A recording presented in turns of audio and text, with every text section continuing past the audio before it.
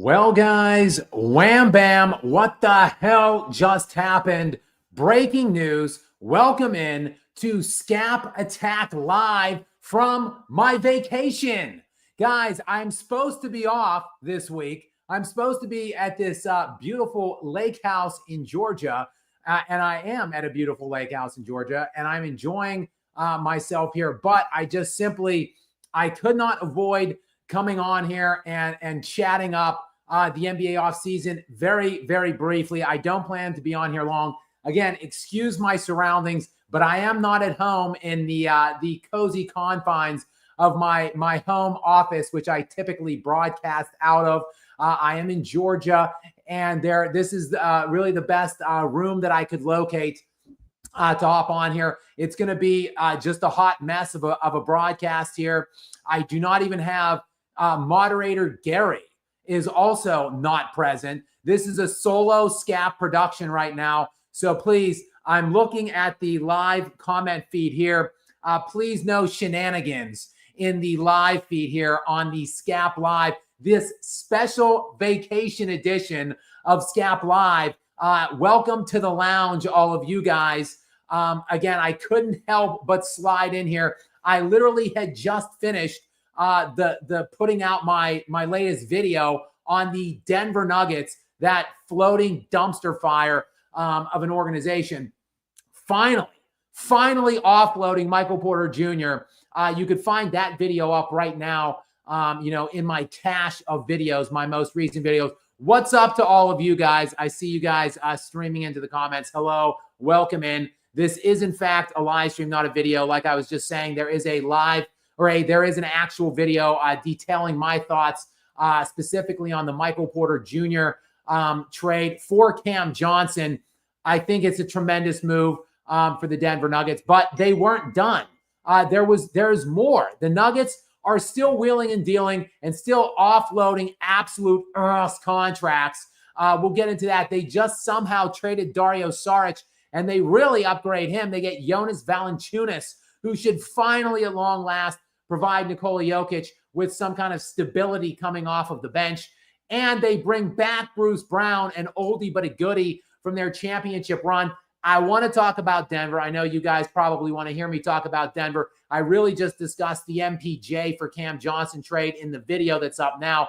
But in the midst of all of this Denver news happening, the Milwaukee Bucks are making news as well. And I honestly am blown away by the news coming out today. I think it was a couple hours ago. But guys, I was working on that video, the aforementioned MPJ video. Also, I was on Jason Whitlock's show, Fearless, today, and I was battling Whitlock head-to-head on the Kobe Bryant GOAT debate, or just the Kobe Bryant legacy debate.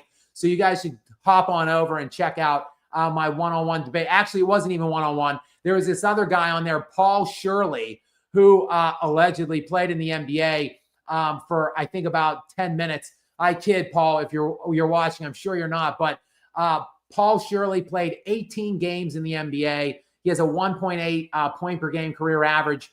And he slid into studio with Jason Whitlock yesterday. And him and Whitlock were slandering the ever-loving hell out of Kobe Bryant. And Paul Shirley's talking about it like he's some kind of a foremost, like, prominent Kobe Bryant expert. He played like in all of one camp with the Lakers in 2001. I do not believe he made the team even. And then he and Whitlock were teaming up. Of course, my man, Jason Whitlock, I don't harbor any ill will towards Jason Whitlock. I'm very thankful for him having me on, and I appreciate what he's doing overall on his platform. However, we will never see eye to eye on the late, great Kobe Bryant. I just will never, ever agree with his stance on that. And he had Paul Shirley on yesterday, and the two of them were just bashing Kobe. So I got into the comments of that video, and they brought me on today. And I went against both of them for about 20 minutes. So you can find that on his most recent live show for this morning if you want to check that out. But seriously, Dame Lillard, oh my goodness. The stretch provision, they are stretching the contract, the Milwaukee Bucks are, waiving Damian Lillard, and they are going to absorb the totality of his $113 million contract, which still remains. They're going to absorb that over the next 5 years. So now that $113 million will become roughly $22.5 million annually in dead money for the next 5 years. That is a freaking steep price to pay, if you ask me, for 5 years now to carry that load of dead money against the cap. I'm not sure exactly what the cap is rising to this season. I think I want to say it's around 155. So whatever, they get at least 30 million off the books right away this year and next year. And then they're going to add 22.5 million over the next 3 years after that.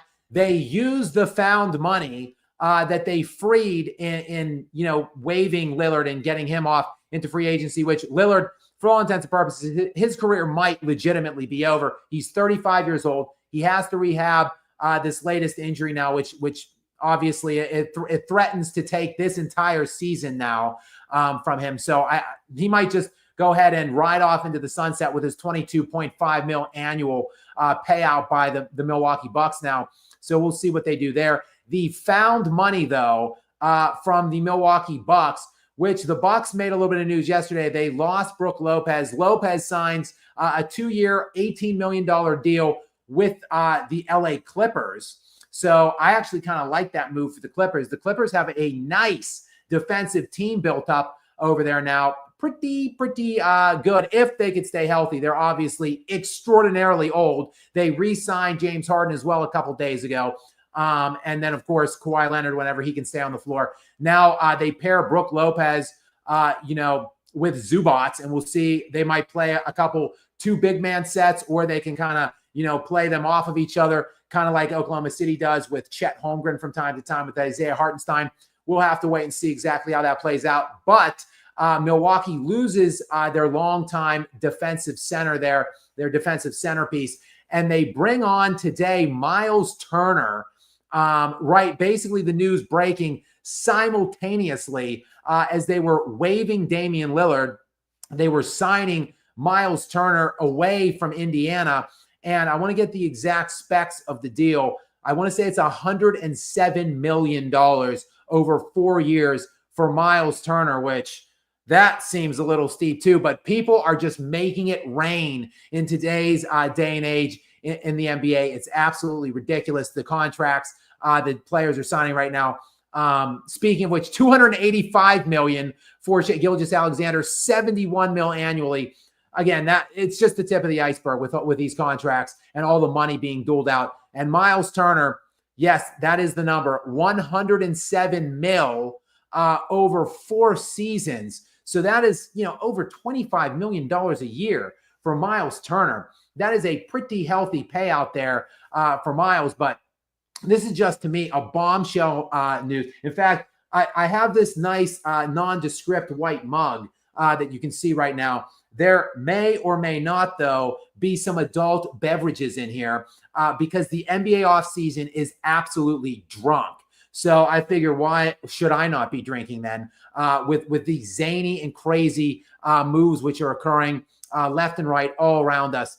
The big seismic shift now, I think this makes. Look, Indiana coming off of a magical season where they make it all the way to 1 game away from winning the NBA championship. They get into a game 7 against the Oklahoma City Thunder. And now essentially it's all blown to pieces because they're all everything superstar. Tyrese Halliburton has an Achilles rupture. He's probably going to miss the entire season now. And now Myles Turner is out. He goes to Milwaukee. Huge news in my estimation as it pertains to Giannis Antetokounmpo.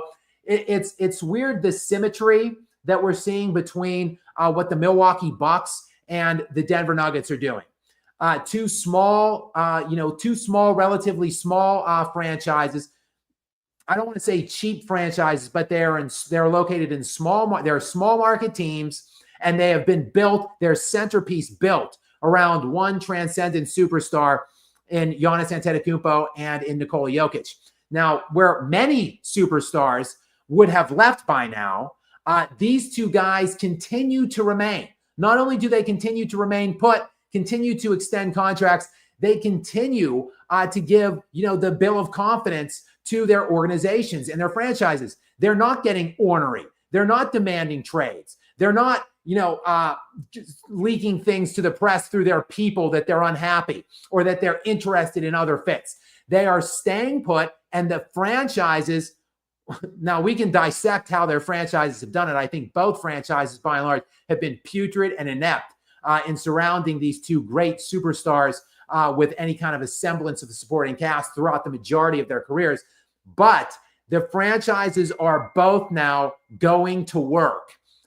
They are digging in. They're building around. They're doubling down. They now marry themselves to Damian Lillard for 5 years in order to free up the space in order to bring in, this latest acquisition in Myles Turner. And now who knows, what other deals they might have in store now, because we just saw yesterday with the Denver Nuggets what they did in finally offloading Michael Porter Jr., the exact parameters of the deal. Michael Porter Jr. out to Brooklyn along with the 2032 first-round pick from the Nuggets goes to Brooklyn. Coming back from Brooklyn is Cam Johnson, kind of a coveted piece for many contenders. Now, is Cam Johnson good enough? Can he be the second or third best option on an NBA championship team? I guess we're going to find out. Cam Johnson, look, does have, just like MPJ, some injury issues in the past. There's no doubt about it. He has not cleared 55 games since the 2021 season. So the question remains, like it does for most of the Nuggets players, Aaron Gordon, Jamal Murray, and now Cam Johnson. Can they be healthy at all in the playoffs? If they can be, I think this move does actually help them get back into some semblance of contention for a championship. Really, you can't overstate the enormity of the move when you look at the salary cap ramifications as it pertains to the Denver Nuggets. They were nearing the second apron prior to making this move. Now, look, MPJ is making roughly $40 million next year. Cam Johnson's making only $21 million. So they're saving nearly $24 million next season. It gets them out of luxury tax range, which frees up the tax exempt team status, so they can use the full $14 million mid-level exemption, which they could throw at some veteran now in free agency to bring another good piece on board to kind of help fortify this lineup around Nikola Jokic, as well as Bruce Brown is now back, one of the veteran players that was on that 2023 championship team that they had to let go. So now, here we go. They're already wheeling and dealing. Today, breaking news like 45 minutes ago, Dario Saric, one of the other atrocious, appalling contracts signed by the former general manager, Calvin Booth, village idiot that he was, $5 million for last year for Saric, $5 million this upcoming year in 2026 for Saric. And he didn't barely play last year. He didn't play at all in the postseason. So they offload Saric somehow. They're trading him for Jonas Valanciunas, who is a very serviceable big man. So I'm very, very intrigued and excited to see now what the substitution patterns look like with Nikola Jokic, and being able to finally get him some rest and maybe not get absolutely eviscerated in the non-Nikola Jokic minutes coming up next season now with Jonas, who is a bit of a journeyman, but is still only 32 years old. So, they're actually doing something. It's been 3 years now where they haven't made like a single trade, either before the season started or during the season. Now they're wheeling and dealing. And I don't know exactly what they have in mind for this $14 million mini mid-level, whatever, taxpayer-free exemption, but I'm excited to see what they do with it. Last year, the only thing they had was that $3 million option that they used to sign Russell Westbrook. So, look, are they as good as the Oklahoma City Thunder? No, but they took the Oklahoma City Thunder 7 with this absolute putrid, festering garbage can of a lineup that they had this year. It is on the big time come up now. I think the Denver Nuggets are massively improving that lineup. So I am just so utterly excited for Nikola Jokic, and we'll see what he does.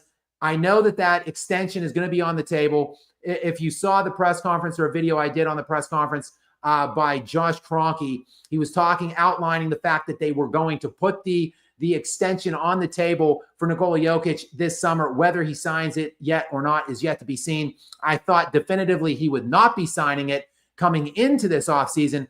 But now looking and seeing what they're doing around him, look, they still don't have any all-stars. Cam Johnson is in his sixth year. And like I said, he has not yet made all-star designation. But he was good last year, 18 points per game. He showed an ability to put the ball on the floor. He shoots the three-point around 40% from three, about very similar to Michael Porter Jr. In that regard. So they're really not losing much in terms of outside shooting, but Cam is going to provide so much more for them in terms of putting the ball on the floor, maybe creating for others, playing some defense as well. Certainly a monstrous upgrade, and the salary that it is freeing, again, cannot be understated. And now, again, this afternoon, the Milwaukee Bucks doing similar stuff, trying to build, trying to fortify around Giannis Antetokounmpo. This, to me, signals from ownership and from Giannis that Giannis is in. He's committed. We saw some comments that he made overseas like a month or two ago that he's looking forward to getting the Milwaukee Bucks back to the NBA Finals sometime soon. So that right there alone was a pretty big bill of confidence for them. And now with their actions, which speak louder than words, as we know, the Bucks are showing they are fully committed, all in. Again, this is a massive. You don't see this kind of thing done in the NBA very frequently, where you stretch somebody like that to waive them. There's been murmurings that maybe Phoenix is going to do it with Bradley Beal, but this is something that you don't see very frequently. They're tying themselves to Lillard for the tune of 22.5 for 5 more seasons now after this, all basically to upgrade Giannis, to try to get Giannis Antetokounmpo some kind of supporting help around him. So the two dreadful, moribund, pathetic loser franchises that have been flushing, to me, the two best players in the NBA for like 5 solid years now. Their primes down the toilet in Giannis Antetokounmpo and Nikola Jokic. Finally, within today and yesterday, the two of these organizations finally are getting with it, finally having the come to Jesus moment, having this epiphany type moment, and finally doing something to fortify the lineup and give those two guys, their two megastars, like a fighting chance at least to compete and to contend. Look, Milwaukee, we'll see. The East is wide open, so we'll see what else they plan on doing, what other moves might be coming. The Denver Nuggets, like I said, have made 3 pretty seismic moves in my estimation, but the West is so loaded and packed. We've already seen a lot of shifting going on in this offseason already. The Kevin Durant trade, I think, makes Houston a really viable contender. I would still probably put in the hierarchy of the Western Conference, I would have Oklahoma City and Houston and maybe Minnesota still above Denver. But Denver's right there. They're right there in striking distance with Minnesota and Houston, in my opinion. And then, look, who knows what might happen when you get into a 7-game series. Like I said, they took the Thunder 7 somehow, even with this lineup that they had, this limited, pathetic lineup that they had around Jokic this year. So I just had to hop on here, guys. It's been a frenetic day. As I said, I'm chilling here on Lake Lanier in Georgia, but I'm just still watching. I wasn't planning on doing any work, so I don't really have much of my equipment up. I'm just in some kind of little den offshoot room here. Everybody else is out on the boat, but this is the commitment I make to you guys. I'm grinding. I'm out here. I'm putting the work in for you guys, trying to get on here, the video I did. And again, the Whitlock appearance. I see some people referencing my Whitlock appearance against, yes, this Paul Shirley character was on there as well. So I'm trying to ride the comments here. I think moderator Gary has said that he is available. So I guess I could kind of tag him in. I'm not, yes, he says he can come in if needed. I'm not planning on being on that much. I would like to finish my beverage here, get back out on the lake. But I wanted to come on here and just shoot some shit, proverbially speaking, with you guys before I did so. I didn't want to do a whole nother video on Damian Lillard, but I just wanted to talk about it because it's crazy. I just saw the Bobby Bonilla Day was coming up sometime soon. I don't know if you guys are familiar. Let me see exactly. I'm going to check when Bobby Bonilla Day is. I don't know if you guys are familiar. He's a baseball player from like the 90s.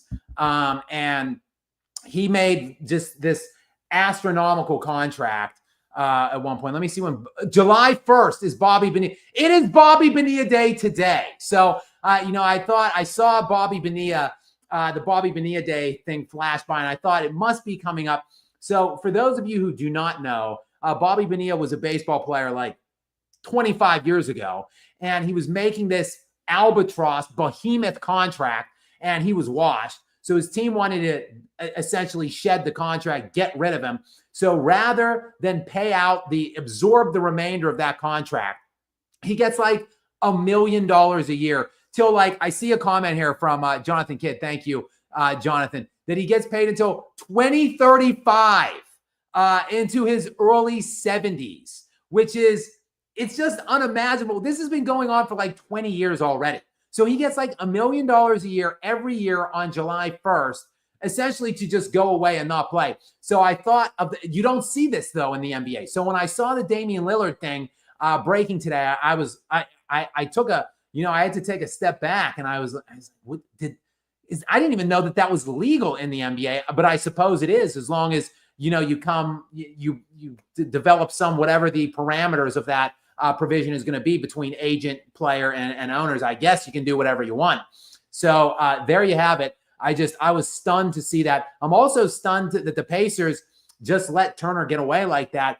Are the Pacers, are they essentially just throwing in the hat now because of the Halliburton injury? Or are they just just going to sit back and accept their fate, that this was just one magical year run and that's as close as they're ever going to get? It seems that the chances are likely that is going to be the way of the Indiana Pacers, which is a shame. But the Pacers' loss, obviously, is the Bucks' gain. They need, obviously, the Milwaukee Bucks do some kind of a point guard, I would think. That's probably going to be on the old agenda for the remainder of this offseason. We'll see what else the Denver Nuggets might have up their sleeves. I don't know. I mean, are they done? Is this it? Are they just going to now go sign a couple guys, fill it out? Or maybe, just maybe, might there be more massive deals down the pipe for these Denver Nuggets? Could Jamal Murray possibly be next? Maybe, question mark. I don't know. We'll have to wait and see. Guys, I do see, I see a couple super chats have snuck in here on me. Karthik Shankar, welcome into you, Karthik. Thank you for finding me. Guys, thank all of you for finding me here that are on. Almost 300 people on here for an impromptu afternoon edition here in the Offseason Lounge. So many thanks to all of you guys who have come on here and found Skap Attack, the Skap Attack Live Lounge here live from Georgia. Karthik Shankar, Nuggets A, let me count how many. 1, 2, 3, 4, A plus. So there's 4 pluses in the offseason. Karthik, like myself, and probably like Nikola Jokic, presumably, are super excited about what the Denver Nuggets are doing in this offseason to this point. We also have Juice in next. Juice, welcome into you. Many thanks to you for locating me as well. Guys, it is almost, for those of you coming from the United States of America, I have my little festive USA shirt on here. I don't know. We're about, 3 days away. That is why I'm here on the lake taking in the holiday weekend. But we've got Juice in next. Denver's worst issues was MPJ on a bad contract and bad bench. Now, within 24 hours, they got rid of MPJ and Saric, who was bad too, and got a decent bench. Denver, top 3 West team with OKC and Houston, question mark. I think I kind of sort of addressed that. Yeah. I think, look, to me, Minnesota is still right there.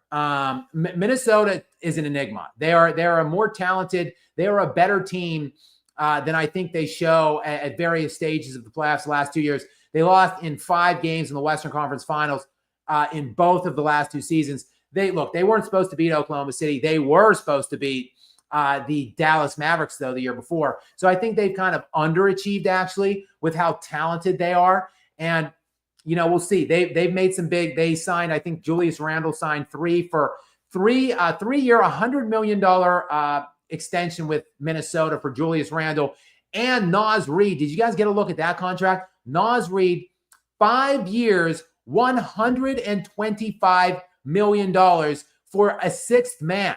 It's unbelievable. Guys, I'm old enough to remember. I don't know. I don't know how old the majority of this audience is, the roughly 300 that are in here.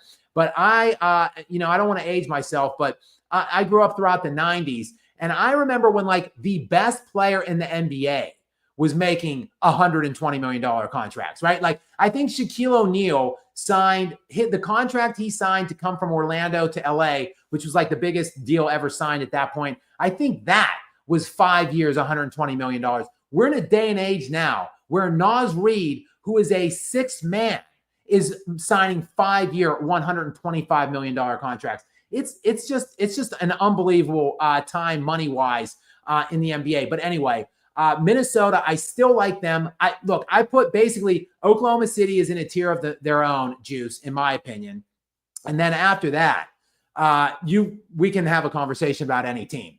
I think my personal pecking order would probably be Houston next, then maybe Denver, then Minnesota.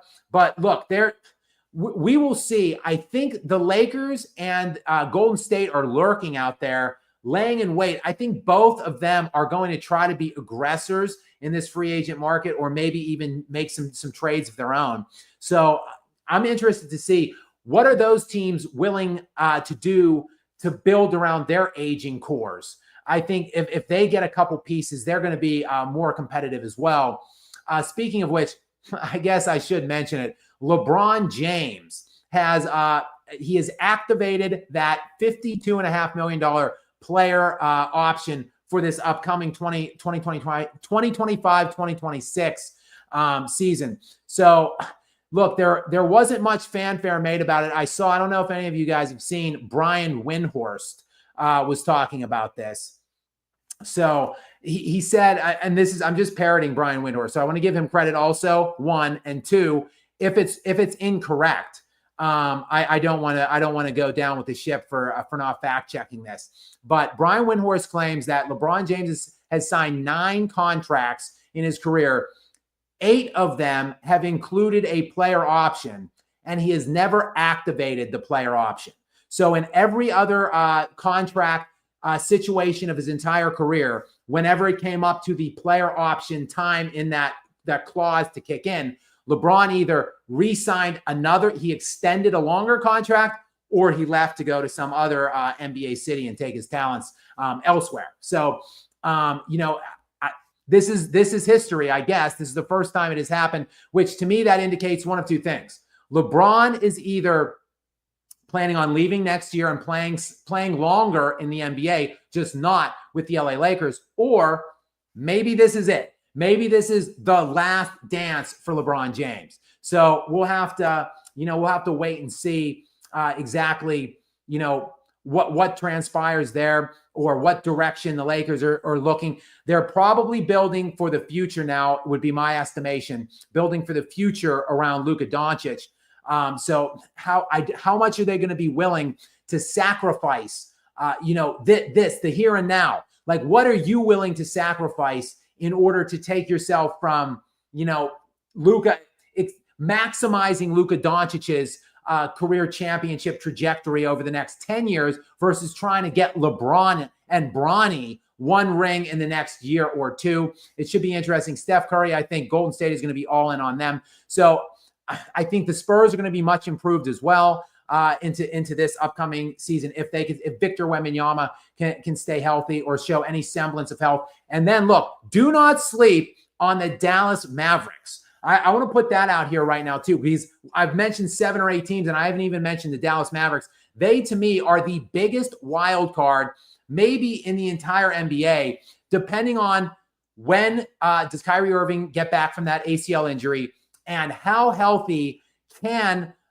Anthony Davis stay for the entire season. If you can get Kyrie Irving back at some semblance of health, maybe around the All-Star break, and you can keep Anthony Davis healthy, I really like what the Dallas Mavericks have done.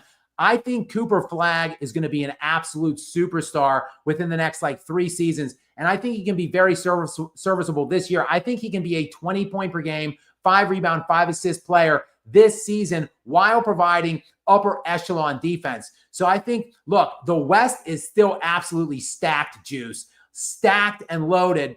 The play-in games because the first 6 will make it, then 7, 8, 9, 10 will be in the play-in. The play-in games are going to be lit. Like, you're probably going to see, like, I don't know, the Spurs in the play-in range maybe, which that's a really good team to be in the play-in range. So I think, unfortunately, I love what Denver's doing. Super excited for Jokic. And hats off to the bumbling idiot Josh Kroenke, the owner who I rake across the coals routinely on live streams and in videos. Basically, for the last 2 years, I've just been on like a single one-man wrecking crew demolition of Josh Kroenke and his entire name throughout my channel. So I got to tip my hat to him today. He made changes. It looked like he didn't know what he was doing when he brought the team that he assembled on to helm the front office. The 2 guys that he brought in, this I can't think of their name. I think John Wallace from Minnesota, and this I don't know, Frenzer or something. I'm sorry. These 2 names are escaping me, guys. Guys, I'm not on much sleep. I'm on vacation. I'm drinking adult beverages. So excuse me. I can't think of his player or his vice president of player personnel and of operations. But the 2 of them, along with him, are allegedly running this Ben Tenzer. That's his name. Someone said Ben something. Thank you in the comments for saying Ben something. It's Ben Tenzer. And then Gala came in too. So yes, the 3 of them have just been dropping bombs here as of late. Somehow I don't even want to know. How did they get rid of Saric for Jonas Valanciunas? There has to be something else involved, but they didn't have anything else involved to trade because they traded really their only tradable asset, the 2032 first, along with Michael Porter Jr. to bring in Cam.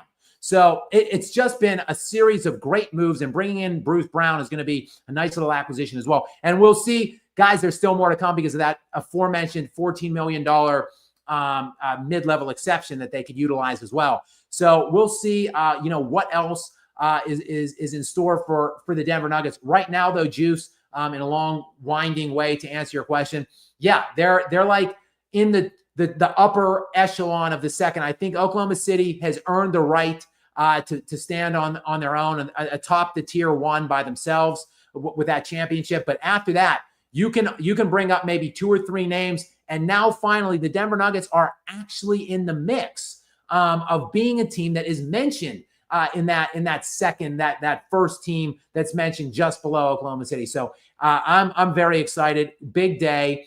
I've got in the Incorruptible. Oh, wait, the Incorruptible. That looks like the same picture as the Enforcer. So it's the same avatar, I believe, as the Enforcer. So this has to still be the Enforcer, who is one of my most generous sponsors and benefactors of my Skap lives here. So Enforcer, many thanks to you, although I have to stop calling you the Enforcer seemingly because you are now the Incorruptible. You have switched up your handle here, it looks like, but still, nonetheless, you're in here. You found me at a weird time, pretty much unannounced. I've got like 365 people in here now. It's crazy how many people have dropped in here on a Tuesday, unannounced, for this little live session with Skap. Many thanks to all of you, and thank you, now the Incorruptible, for your continued generosity. Let's see what this latest super chat is from the Incorruptible now. Changed my name since remembering you dubbed Draymond as the Scrub Enforcer. I got the Enforcer nickname from basketball, defense, and rebounding. Do you think Giannis and Jokic told their organizations to get it together? Well, Incorruptible, now I will call you that. I'm flattered that you've changed your whole handle as a result of something that I have influenced with my Draymond Green nickname, which I did. I'm not a big Draymond Green fan, and I dubbed him the Scrub Enforcer because we know he's a career triple single merchant who basically just kicks men in the below the belt, the groin genitalia region. That's pretty much his main claim to fame. And now in recent years, his main claim to fame has been, just jock sniffing and boot licking LeBron James. It really has been a nauseating turn for Draymond Green, who unbelievably was like an elite high school player. He was an elite blue chip recruit coming out of high school. He got obviously a full scholarship to Michigan State and was an elite collegiate player. I think he might have been the Big Ten Player of the Year his senior year. He won a high school state championship. I think he won a national championship with Michigan State. And yet he comes into the NBA and really all he can do is just put guys in headlocks, drag them around the floor, and kick guys in the below the belt region, and then mix it up with fans. Just deploy general scrubbish behavior while averaging about 7 or 8 points per game for his NBA career. So, yes, he is the scrub enforcer. And I guess I'm proud to call you now the incorruptible, I should say. So many thanks for the change. Do I think that Giannis and Jokic told their organizations to get it together? Well, if they didn't, they should have. Neither one of them really applied much pressure to their franchises at really any given time throughout their entire tenure. Giannis, I believe, going into year 13, I want to say, and Jokic going into year 11. So 12 full years for Giannis there, 10 full years for Nikola Jokic. Mostly, they just keep re-signing contracts, keep their head down, stay humble, play as hard as they can, do the best they can with the pieces they're given. But this summer, though, I will say we saw Jokic say, in the post-game press conference following the elimination in Game 7 against the Thunder, he did say, well, when you look around the expanse of the NBA, the teams that seem to be winning and having the most success are the deep teams. And then he named 3: Oklahoma City, Minnesota, and Indiana. So he said, basically, I think the big thing that we need to become contenders, because he said outright, he was just answering a question with honesty. A reporter asked Nikola Jokic in that press conference, do you think you guys are championship contenders, or do you think you can win a championship as currently constituted? And he said, no, we haven't. So no, we're not. And then he went on to explain that and delve into that answer. And he said, I think we need more depth. The teams that have the depth are the teams that are succeeding now in today's NBA. So that was as close to a demand for help that Nikola Jokic is ever going to make. And then, on the other front for Giannis Antetokounmpo, he didn't necessarily say anything in public, but word through his people or through his agent or whatever suggested that he was, quote, open to the possibility of exploring other fits outside of Milwaukee. So that was, again, that's about as strenuously as a worded demand that you're going to ever get from either one of these guys, Nikola Jokic or Giannis Antetokounmpo. They're just too damn classy, okay? They don't follow the same marching orders as all of the other people that have played Pied Piper to LeBron James. The signing 2 or 3 year contracts at a time, holding your franchise hostage, demanding for everything, making them draft your son. This isn't Nikola Jokic and Giannis Antetokounmpo. They're too classy to do it. But, other people have done it too. It's not just LeBron. LeBron might have started it, but a whole lot of other great players, allegedly great players, have picked right up where LeBron left off and, again, followed him like rats, following the Pied Piper that has been LeBron James in trying to destroy the NBA. Hopefully these superstars that we have in the NBA today, the Shai Gilgeous-Alexanders, the Giannis Antetokounmpos, Nikola Jokic's, can bring us back to where we were, can repair this festering turd of an era that was the super team era. Hopefully we're really turning the page on that. It looks like we are, because I thought at least, I never thought Jokic in my wildest dreams would demand a trade or really probably ever leave Denver. But I really thought we had gotten to a point where Giannis Antetokounmpo was going to be out, and it looks like we're not going to get there. It looks like these guys are just going to end their careers there more than likely.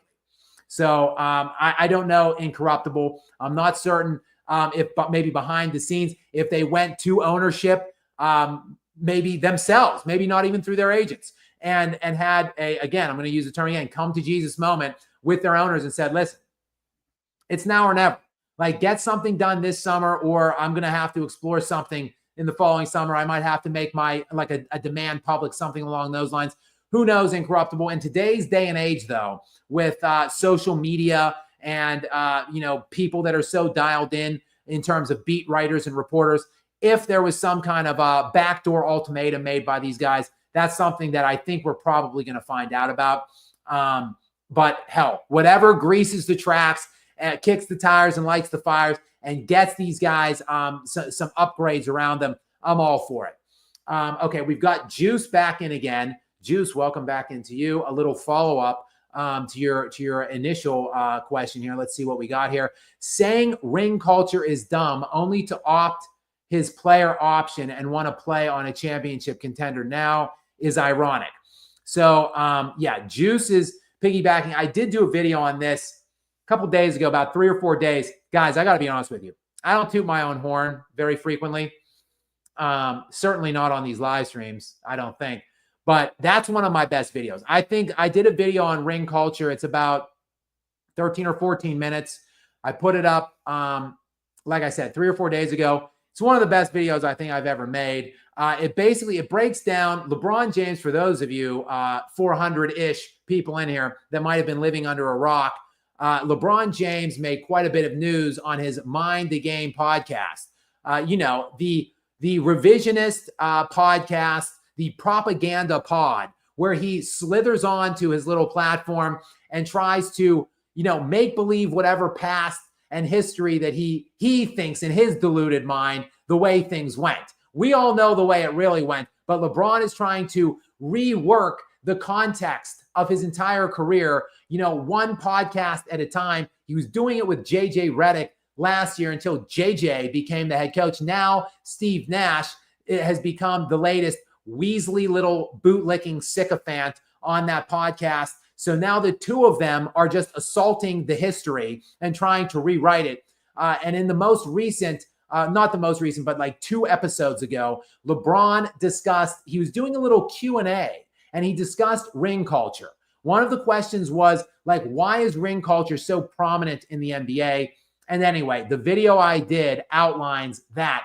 LeBron basically, to paraphrase his comments, I don't know. It's weird. It's strange. Like, I don't know how it's so much more prominent in the NBA than it is in other sports. It's weird to me. I don't know how we got there and then he said, particularly as it pertains to me. Well, I address all of this in the video, but LeBron, I think we got there when you jumped around from one team to the next for the entirety of your prime, building super team after super team, proclaiming you're going to win 8 championships. And now that you come up laughably and hilariously shy of that, now you want to go back and say, oh, that's weird. When did we become obsessed with that?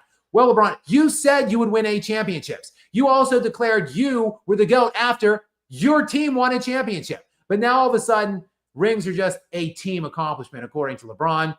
And to Juice's point, he's opting in now. Again, it's just crazy. When you look at LeBron's rings, really break down the rings. He's entering year 23 next year. 22 full seasons played now.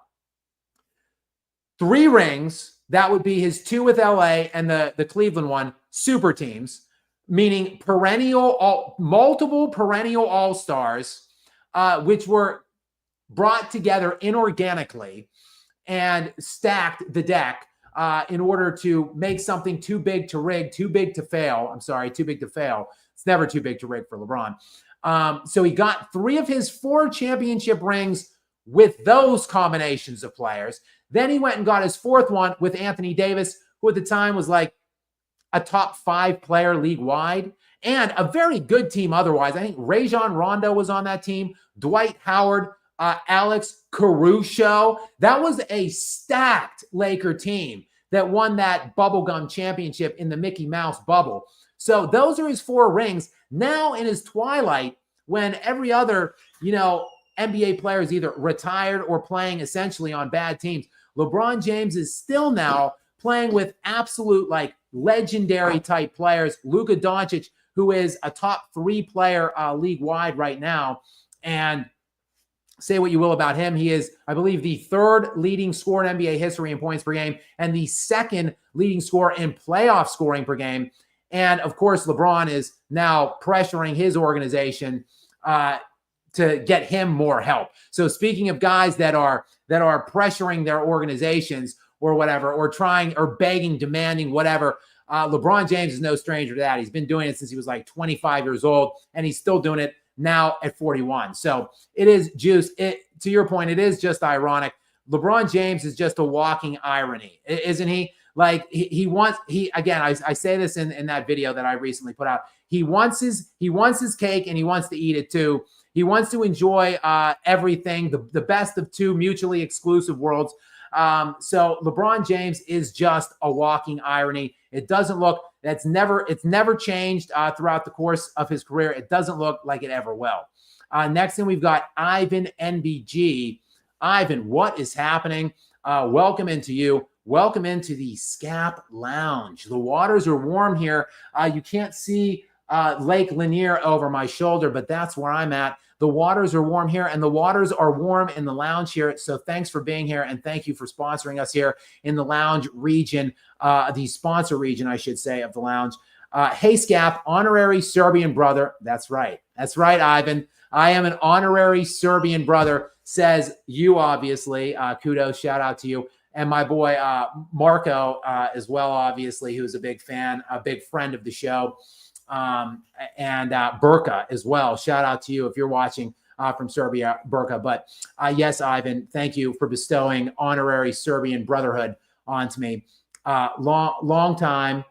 Denver should build statues, says Ivan, for these new Denver should build statues for these new GMs. They did more in 2 days than the previous GM. Yes, I could not echo this sentiment more, Ivan. NBG. I should have. I feel bad for getting the name wrong. Wallace and let me get back to that name.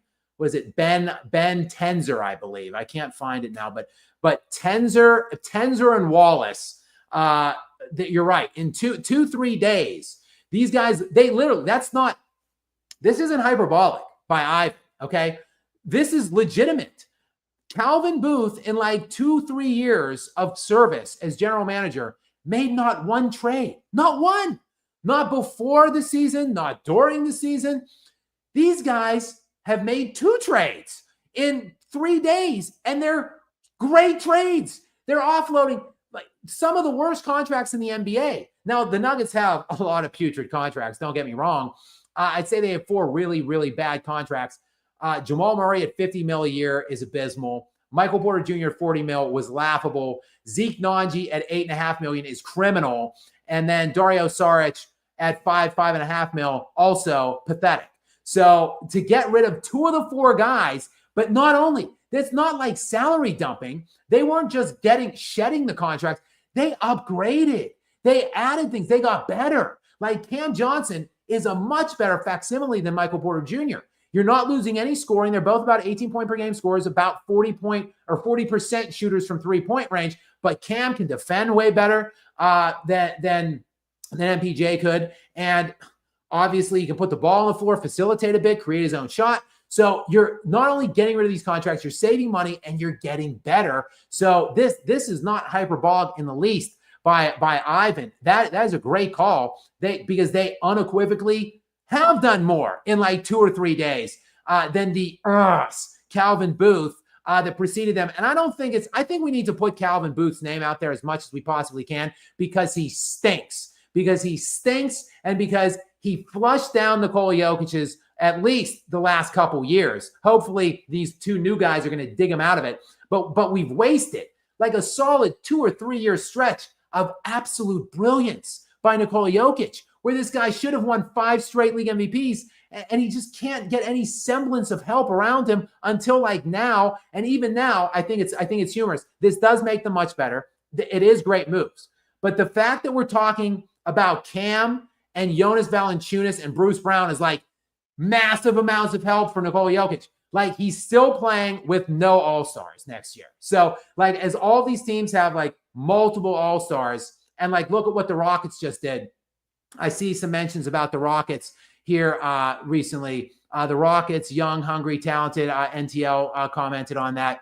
So yes, the Rockets were a 52-win team last year.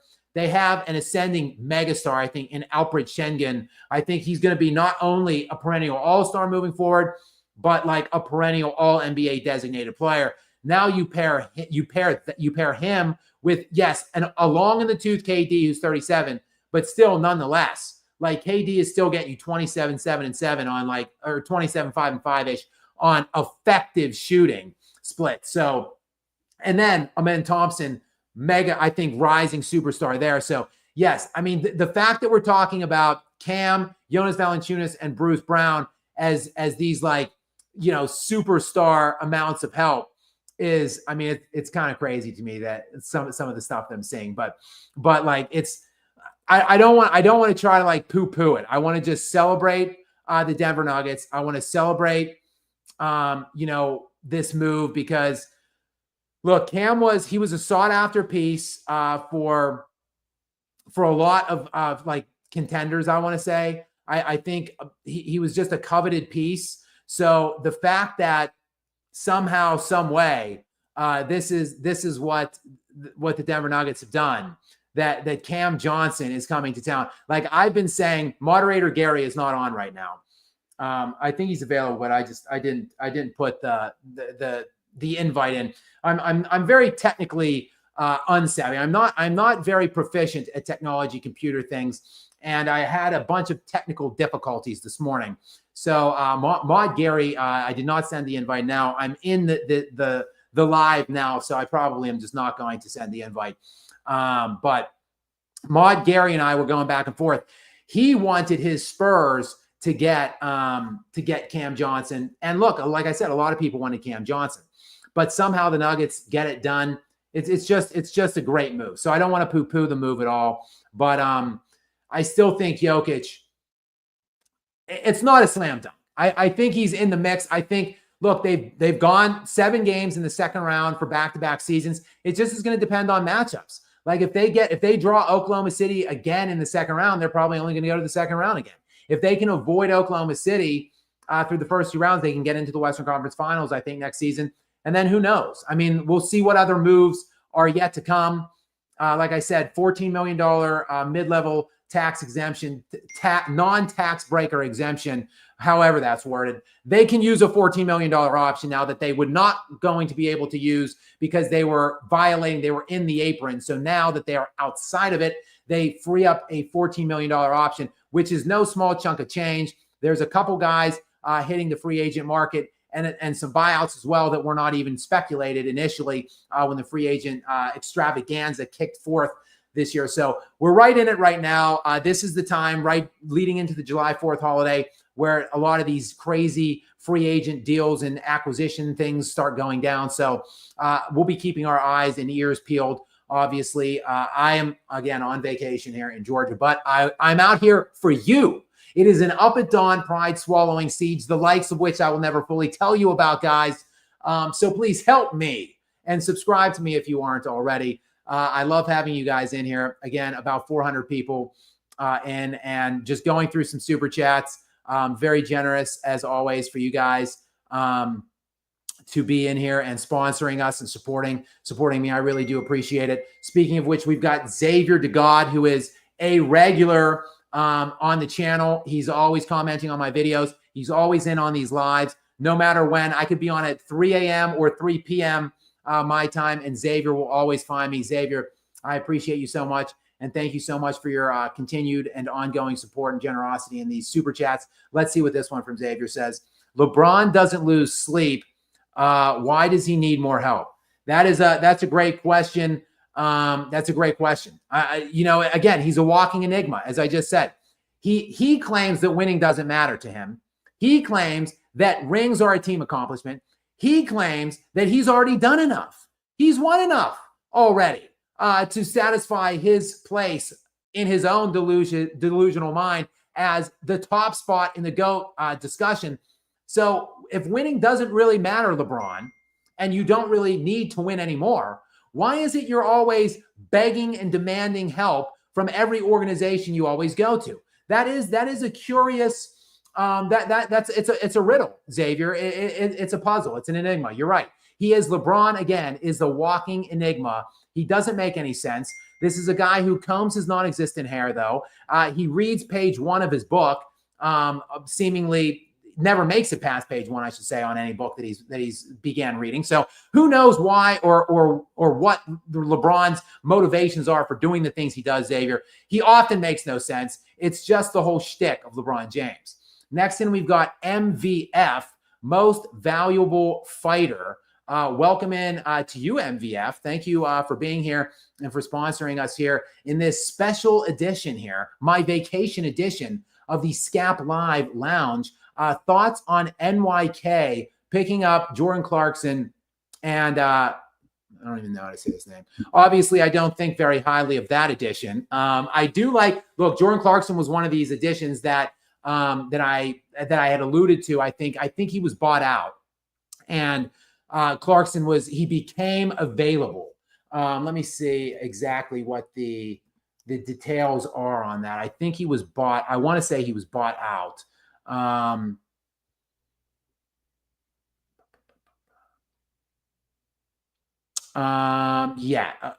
Yes, buyout. Yes, so the Jazz did buy him out. So Jordan Clarkson was one of these names that I was alluding to, guys that were unexpectedly hitting the free market or the free agent market that were not, original free agents for this summer.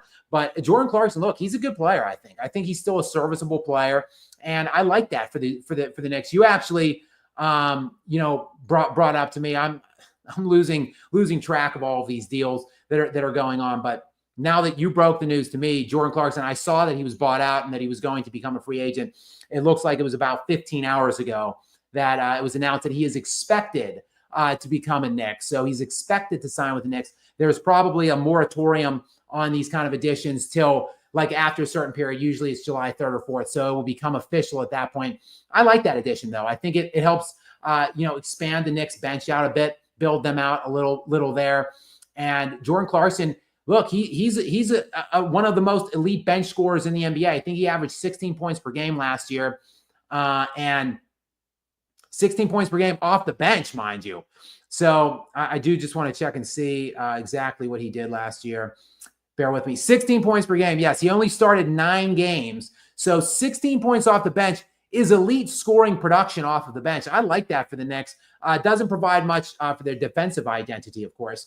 But look, the Knicks, I think they're going to be going for it too this offseason.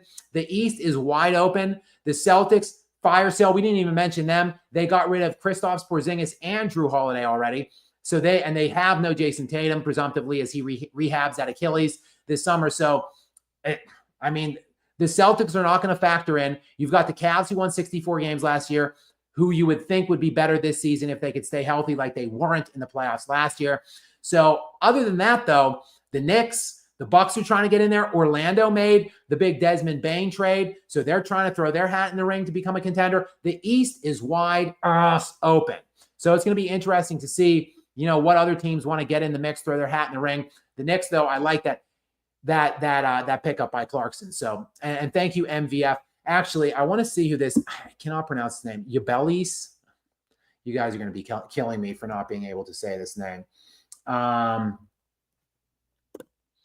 just want to see Gershon. I want to see what his stats are looking like here.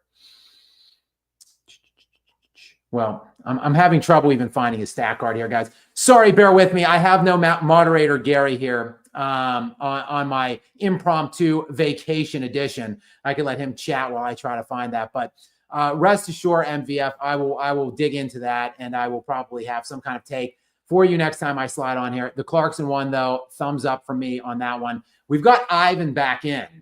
Ivan, what's up, brother? Nice to have you back in. A Jokic fan is always welcome here on the Skap live sessions and on the channel as well anytime.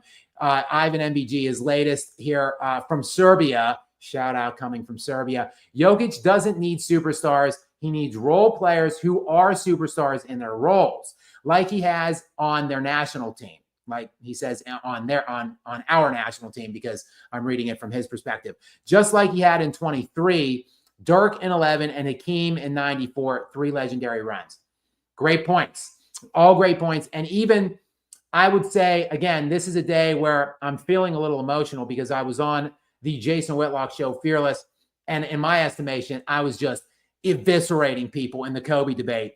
He had this guy, Paul, on, and Paul and Whitlock were teaming up on me against me on the Kobe topic. So I would even throw in Kobe's two the 2009-10 rings with Gasol, the Gasol teams. I think I would throw those runs in the mix too.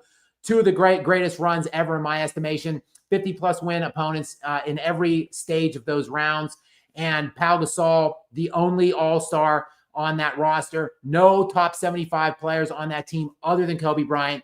And the West was absolutely loaded in those years. And then when he got through the Western Conference, we had to play the Magic in the one season because LeBron choked. And then in the second season, he played a loaded-ass Boston Celtics team with 3 top 75 players, Kobe with no top 75 players other than himself, obviously. So I'd throw that run in the mix as well, Ivan, with your Dirk 2011 run and the Hakeem runs. And obviously Jokic's run in 2023. You know, people belittle that Jokic run because he played play-in teams, whatever.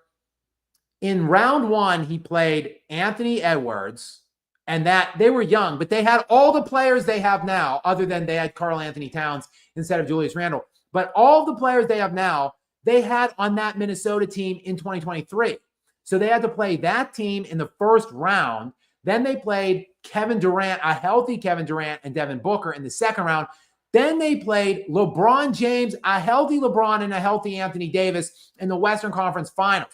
So those are 3 pretty good opponents in my estimation. And Nikola Jokic became the first player in NBA history on that run to lead an entire postseason in points, rebounds, and assists. And they just crushed teams in that run.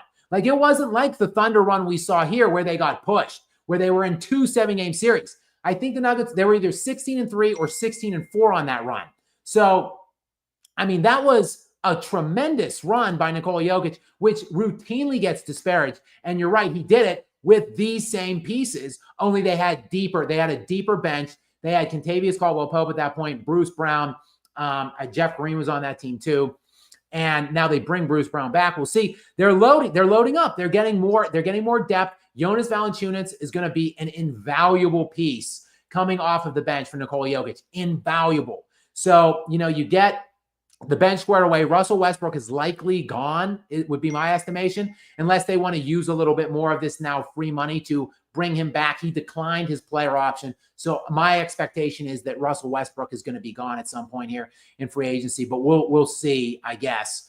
You know, where to me, I don't want to get too deep into the woods here on the Russ bashing, but I think Russell Westbrook owed Nikola Jokic more than that. I think Nikola Jokic revitalized and rehabilitated Russell Westbrook's career and just what people were saying in league circles around the NBA about Russell Westbrook, and made it, you know, an option for him to go find another team now. So now after that, Russell Westbrook, who's made like $300 million in his NBA career, is going to nickel and dime Jokic for $5, $6, $7 more million. I mean, it's just, to me, a classist move by Russell Westbrook. And I'm a big Russell Westbrook fan. So, again, I don't want to get too far in the weeds on that one. But I think he's probably gone. So they'll need to figure something out because he was their de facto 6th man. Valanciunas is by far the best backup big that Jokic is ever going to have. So now we'll need to find like a true serviceable 6th man if Russ is going to be gone. But I think the starters take a huge increase as well, obviously, with that Cam for MPJ swap. So already onto a great start here in free agency on that front, Ivan. And you're right. Maybe just maybe this could be the start of another magical run in 2026 like he had in 2023. We saw some vulnerabilities with Oklahoma City, and they just won the NBA championship. So, and that's a team, obviously, that is probably going to look exactly the same, I would think. Again, they just inked Shai Gilgeous-Alexander to a mega deal. I think it was 4 for $285. Think that over. 4 years, $285 million, I want to say. Maybe it was a 5th year. Whatever it comes out to, 0.25 million per year is what he's making now annually. They also likely will have to extend Chet Holmgren to some gaudy number as well. So really what you see is what you get with Oklahoma City. I think they're going to remain the same now moving in. They're going to retain pretty much their entire roster. They won't make any additions really. So that team was taken 7 by this previous iteration of the Denver Nuggets. Now, who knows what else they've got in store already. They're significantly better. So we'll see, you know, what these two new guys have up their sleeves for the remainder of free agent period. I, for one, am pretty excited to see. But Ivan, I'm with you. I'm on board. Let's see it. Let's see what Yoke can do. I think they owe him. The writers owe him an MVP. They've screwed him out of 2 now over the last 5 years. So let's see how good the Nuggets can be in the regular season. And if they sniff 60, I don't even care. I don't care what else is going on, who else is doing what other kind of years individuals are having. If Nikola Jokic gets near 60 this year, they just give him the MVP in my estimation. He should have had the 2023 one and the 2025 one. He didn't. So now they owe him one. If they get 60 wins, again, I don't care what the stats are probably going to be there regardless. We're talking about Nikola freaking Jokic. Just give him his 4th MVP already, damn it. B Twixt, another big friend to the show here, a friend to the channel. B Twixt, many thanks to you for being here. I do appreciate you, your ongoing support of me, and thanks for finding me at this weird, wild vacation special edition of Skap Live. I appreciate it. And B Twixt has, don't sleep on Cam. As a former Suns fan, before they acquired Durant, he was given away along with Bridges to Brooklyn, and look what happened. Cam's solid. Look, I'm with you. I am with you. Cam, very, very solid player. I'm through the moon. I did a video on it about, and I kind of do just a small mock comparison between the two players. They both score about the same. Michael Porter Jr., I think, was 18.2 per game last year. Cam was 18.8. Porter Jr. rebounded a little bit more. Cam, more assists. And they both shot very similar percentages. MPJ was about 50% from the field, 40% from 3. And Cam was 47-ish% from the field and 40% from 3. But the way in which he was getting the points are markedly different. He could put the ball on the floor. He could drive to the basket. In addition to the jump shooting that he provides, Michael Porter Jr. never could provide that dynamic where Cam Johnson can put the ball on the floor and generate his own shot. You can have him on the floor opposite of Nikola Jokic, maybe running offense now. And in addition to that, he's actually a pretty solid wing defender, which the Nuggets desperately needed. Michael Porter Jr. is one of their worst defensive players, and he wasn't even that good of a rebounder for his relative size. So I am 100% with you. Cam he has not been an all-star yet in his NBA career, but he's only 6 years in, and he has been very injury prone. So hopefully he stays healthy. And if he does, who knows, maybe he gets his first all-star designation this year. And maybe, just maybe, Nikola Jokic will play with his first all-star teammate ever. It only took 11 years. So hopefully, B Twixt, hopefully I'm with you. And Cam really shows up and shows out for the Denver Nuggets and can play in at least like 65 or 70 games this season. All right, we've got Jason Price in next. Again, guys, many of my regulars on here showing up and finding me somehow. I didn't really give much advance notice about coming on. I just kind of slid on because, damn it, I'm just a fan of basketball, and I love talking hoops. And I'm trying to enjoy this vacation with some close friends, really family. I think of them more as family than friends, honestly. So I don't want to be too disconnected or detached from them, but I just love talking hoops, and there's so much stuff going on. It's just such an exciting time. I felt like I wanted to hop on, and I'm very thankful and grateful for you guys locating me here, joining me, and obviously still contributing and sponsoring me. I'm very flattered, again, by your ongoing support. Jason has for us, Skap, your thoughts on Wilt didn't score 100 conspiracy. Wow. Okay, this is more breaking news. You guys are now breaking news to me. Let me get a little sip of my unnamed adult beverage here. So this is news, Jason. I have not heard this. I guess I kind of have heard whispers, murmurings, if you will, in the past about the fact that there's no footage really of the 100. So for those of you, I'm sure, look, you're here in the lounge. So I'm just going to assume you know what the Wilt 100 game is. If you don't, let me just tell you real quickly. I believe it was 1962, maybe 61. It might have been the 1961 NBA season. Wilt Chamberlain, Hershey, Pennsylvania, scored the only triple-digit game in NBA history, the 100 game, 100 points. Of course, Kobe, his 81 against Toronto in 2005 is the closest anybody, 2005, 2006 season. I think it was January of 06 when Kobe put down 81. But that's the closest anyone has come since Wilt's 1961 century piece. And I have heard some whisperings in the past about like, oh, well, there's really no footage. If you talk to people who were there, they're sketchy about the details. Kind of like it's being the 100 game by Wilt, which you've seen the iconic photo. It's like a picture of him holding a piece of paper with 100 written on it.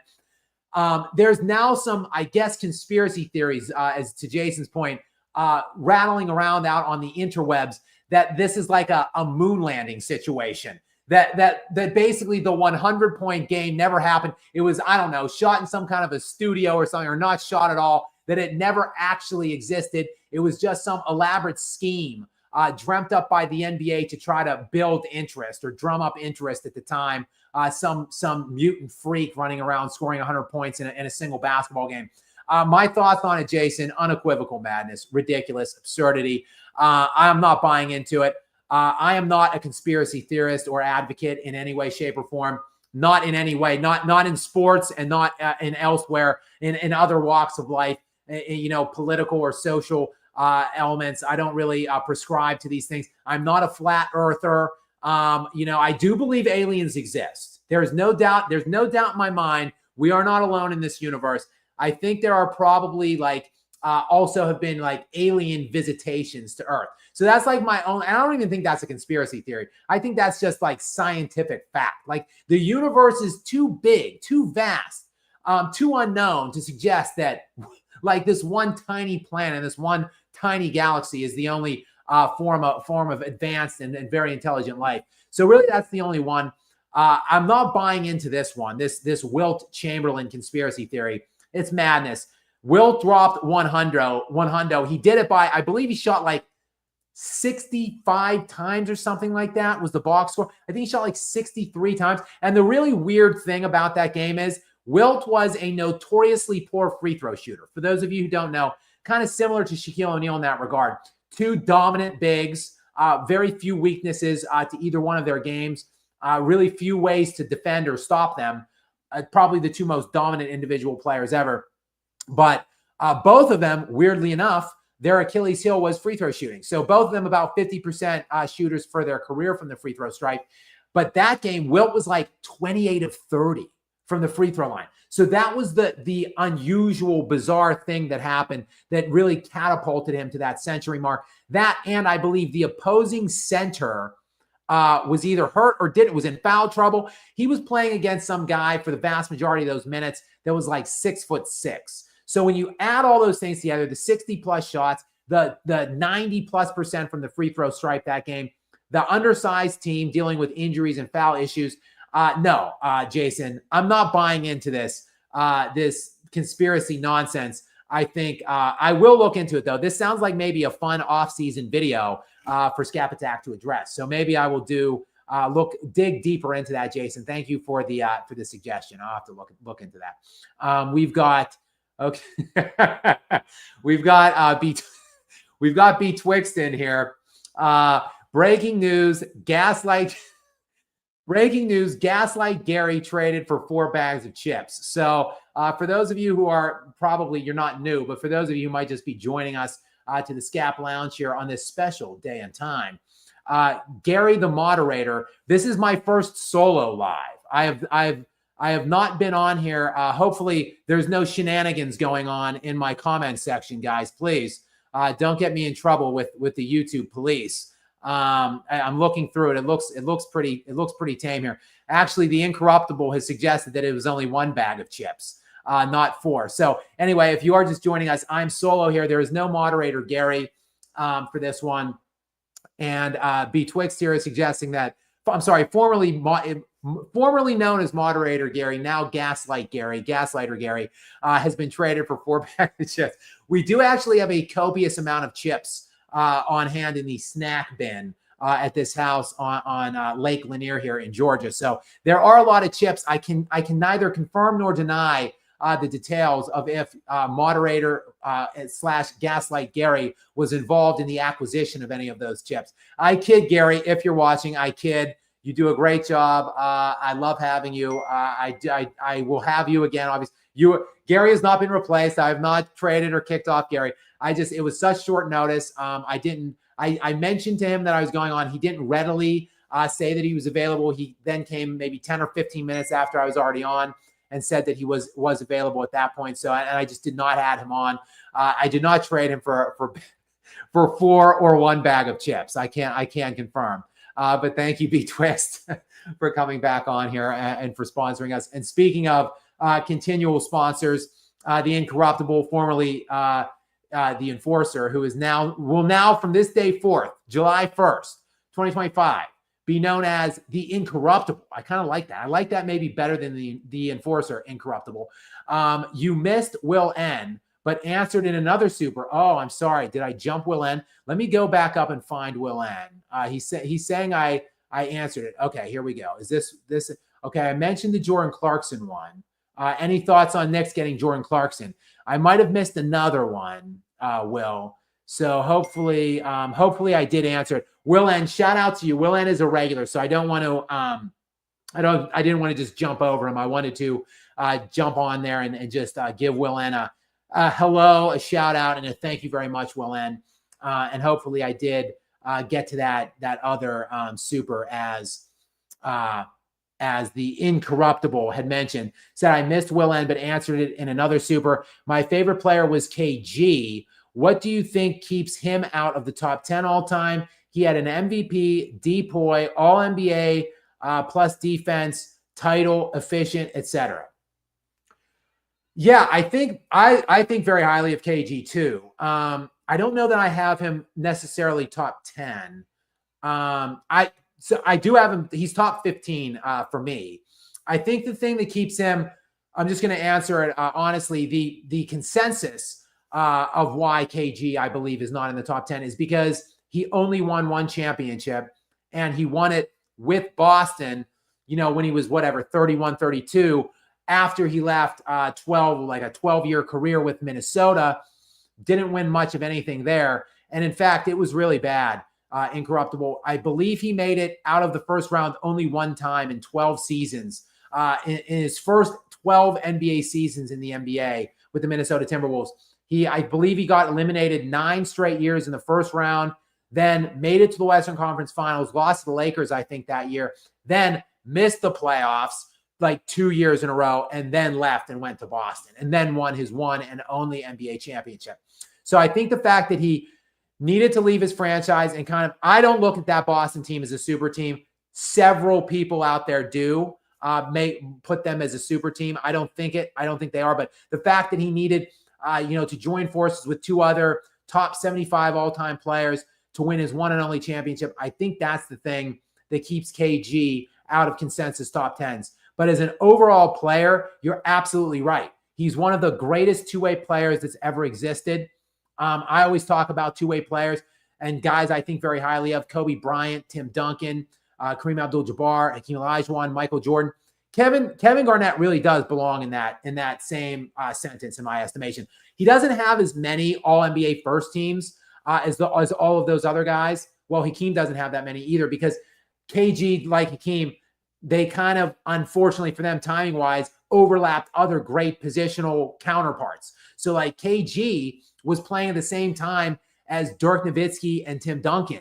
So it's like, how do you get into first-team All-NBA when you have like these other historically great all-time players positionally playing as his counterparts? So he doesn't really have the totality or the breadth of first-team selections that some of those other guys have. But nonetheless, like a plethora of All-NBA team designations, first, second, third teams. And then he is actually tied with Kobe Bryant, Michael Jordan, and Gary Payton with the most first-team All-NBA defensive selections, 9. So Kevin Garnett was an absolute beast, two-way player. And I look at Kevin Garnett. It's a shame he didn't win one in Minnesota. I think if he won one in Minnesota somehow and then won the other one in Boston, I think there would be more people putting him there. It's a shame he didn't win one in Minnesota. I look at KG a lot in the same light as I do Nikola Jokic now and Hakeem Olajuwon. It wasn't KG's fault. So like he didn't win enough to be put in this bestowed in this top 10 hierarchy consensus, but it wasn't his fault. Like his teams stunk by and large. He didn't have enough supporting cast to be able to contend with the stacked nature of the Western Conference that he presided in. That was the Shaq Kobe era. Was when Shaq and Kobe were dominating the West, from the Lakers standpoint, and then Tim Duncan too. Like, so you had like basically two dynastic all-time great teams led by, to me, two top 4 players all time in Tim Duncan and Kobe Bryant playing concurrently in the West against Kevin Garnett, and he had nothing around him in Minnesota. So I don't think he should or could be blamed for his plight and for his lack of winning with Minnesota. Unfortunately, and look, let this be a cautionary tale to Giannis Antetokounmpo and Nikola Jokic. Unfortunately, he waited too long to get out of there and to go build his own thing or to join his own thing. So I think that is why Incorruptible, to your point, why he's not a consensus top 10. Though, from a pure talent standpoint and from a two-way standpoint, he's one of the top 10 best two-way players. Let's say that for sure. Probably top 5 to 6 greatest two-way players in my opinion. So I'm a big KG guy too, and he is in my top 15. We've got the Incorruptible is back in again, following up his KG, and this is going to piggyback some of the points that I had already mentioned as well. I think KG also had that killer mentality, clutch, and was loyal 12 years until screwed in Minnesota with the Joe Smith deal. So yes, and look, and it's you walk a fine line, you tiptoe a fine line, and I don't want to come across, I want to explain this a little bit because I don't want to come across as sounding hypocritical. I also do cherish loyalty and guys that stay put, that don't run away, that don't demand trades, that don't crawl to other guys' teams, like this whole era of players we saw led by LeBron James. I respect the players like Hakeem who stay too long. Now, Hakeem ended his career in Toronto, whatever. He played the vast majority of his career with Houston. I respect the Nikola Jokic's, the Giannis Antetokounmpos, hell, the Michael Jordans, the Kobe Bryants, the Tim Duncans, the Dirk Nowitzki's, the guys who never left. I respect that level of loyalty, but there is a line to tiptoe, a fine line, and it is like a tightrope. If your organization truly isn't providing you with enough help, if they truly aren't doing everything to maximize your abilities and your talents, then I think you are every bit empowered to move on then and to do your own thing. Like I've been demanding and begging Nikola Jokic to get the hell out of Denver. And now finally Denver, it looks like, has been spurned into some kind of an action now for him. And I've been saying that Giannis needs out too. And look, Hakeem Olajuwon cost himself a lot of championships by not getting out sooner. Dirk Nowitzki ended with only one. He could have went elsewhere and won more. And Kevin Garnett, I think in an honest moment, he would even admit, I waited too long. I should have left Minnesota sooner because they weren't doing enough to maximize me and to let me compete with the other teams that I was facing at that time, that existence point in the NBA, in the Western Conference in particular. So I think, yes, great points by you, Incorruptible, all of them. Right on down to your end sentence there with Minnesota screwing him, because they absolutely did screw him, and they wasted KG. And KG, as a result, as a consequence, and maybe we're seeing the same thing, unfortunately, unfold with Jokic now, if he only ends with one, he's not going to be thought of as highly as he should be or could be if he got at least the second one in there. Because Hakeem Olajuwon got a second one on there. I think if Hakeem ended with one, we'd be doing the same thing with Hakeem. He wouldn't be top 10. He'd be 15, 20, something like that. But because he got that second one, I think making yourself a multiple-time champion somewhat validates the remainder of your career. So all of the greatness we've seen from KG, all of the greatness we saw from Dirk and those players, all the greatness we've seen already from Jokic and Giannis, I think a second ring would validate all of that stuff and hoist them even higher than where they're being regarded as right now. Okay, next in we've got Breezy. Welcome in, Breezy, and many thanks for being here. What Breezy wants to know, what are my thoughts on Ace Bailey? Well, let me take a little sip of my unnamed alcoholic beverage here. Because, guys, I'm on the lake. It's lake life right now. Come on. I'm on vacation. I'm in Georgia. I'm on Lake Lanier. I'm sipping a little adult bevy, shooting the shit here with you guys in the lounge. Does it get any better? So what are my thoughts, though, on Ace Bailey, BZ? Good question. I really thought, again, I've spoken very highly of Cooper Flagg. I think he's a transcendent superstar, like top 5 perennial player for like the next decade plus in the NBA. I think there was a kind of a pretty significant drop from him to the next, 2 or 3. And then probably there was like 3 or 4 guys that lots of teams around the league felt fairly high on. I like the two Rucker. I like both Rucker players. I don't think, quite frankly, I don't think you could have went wrong with either one of them. I think I was not very enthusiastic to hear about. Let me. I don't want to slander Ace Bailey here. I want to make sure that I want to make sure that it was actually his people and not. Okay, I'm not really seeing confirmation here. Had I not traded Gaslighter Gary for a bag of 4 chips, he could confirm this for me. I don't know if these were rumblings, rumors, whatever, but there was some kind of speculation that Ace Bailey did not want Utah to select him. And that was one of the reasons why he was skipping workouts. He did not perform any workouts in the pre-draft camp work for these inbound players. So, and one of the reasons why he deployed that tactic, allegedly, if you believe the intel from sources close to the situation, was because he was trying to systematically avoid certain teams. It came out after he got drafted by Utah that one of the teams that he was trying to avoid was Utah, which I don't like that. Like, just go report to whatever team drafts you. Like, that's the way it is. That's what sports are all about. So I don't know exactly what his mindset was there, but I have heard in recent days that he is, quote, like, ecstatic to be with Utah, or, quote, blessed to be with Utah. Something I'm paraphrasing, but those are his wordings, something like to the effect of that. And he is, if he has not already reported, he is going to report. There will be no holdout situation. He's going to go. They'll get some kind of contract done. I thought, honestly, he might go number 2 overall. He slipped. He dropped to number 5 where Utah snagged him. And then I like the fit. Like, I like Ace Bailey quite a bit. And I like the fit with Utah. I don't know why he didn't want to go there. Maybe it's the market or whatever, but I think his skill set fits the team well. And I think the team fits him well. I think they're going to showcase him. So I don't know what the problem was, but I think he's going to be a good fit there. And I think he's going to be ultimately pretty happy that Utah did draft him. Next, and we've got Ivan again. What's up, Ivan? Welcome back into you.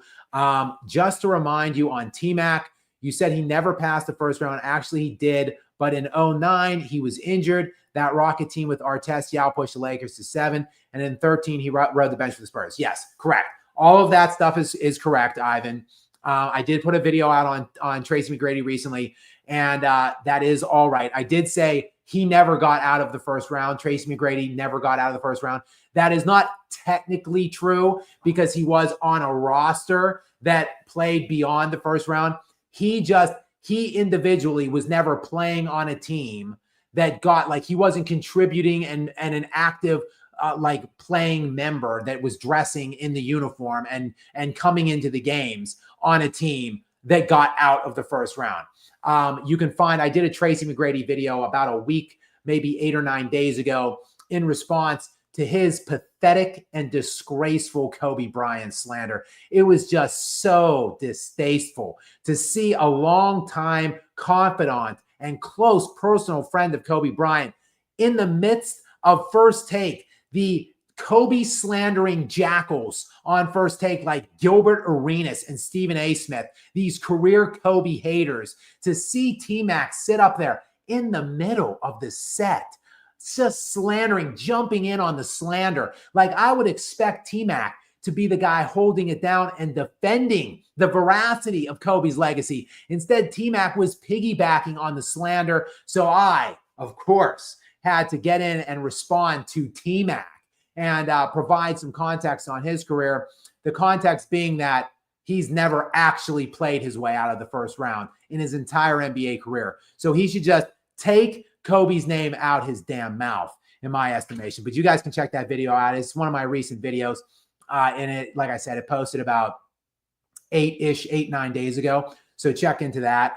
Next in, we've got, Norse Mustang.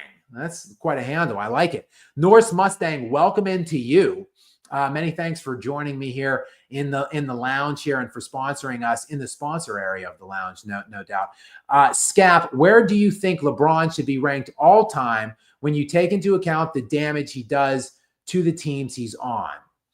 Well, that's a great question, Norse Mustang. I don't necessarily. I think, look, he does make LeBron, again, I've said it earlier, he's an enigma. He's a bit of a puzzle. LeBron does, look, he is a floor riser to some degree. LeBron can make bad players look decent, but he can also take great players and make them look bad.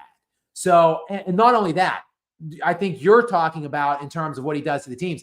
He takes the teams hostage. He has them get rid of all of their usable future assets to build just teams around him that can maximize his winning potential, his winning window. Then he just leaves them holding the bag.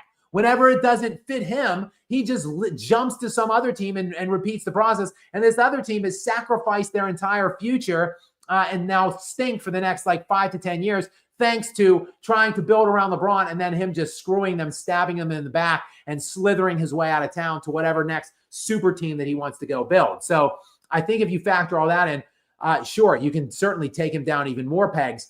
For me, and I got into a dispute, if you will, a little bit of an argument with Jason Whitlock today and his guest in studio, Paul, because I was pushing back strenuously against their Kobe take. And look, I'm not here to talk about societal or economical impacts of players or whatever. I'm talking about tangible product on the court. Like, how good are you on the court of basketball? How dominant are you in your peak? And then how does that translate to winning, to success, to team success, to bringing your team along with you and to, achieving the ultimate goal, titles, rings. So to me, Kobe is an undisputed top 3 player all time when you factor those elements in.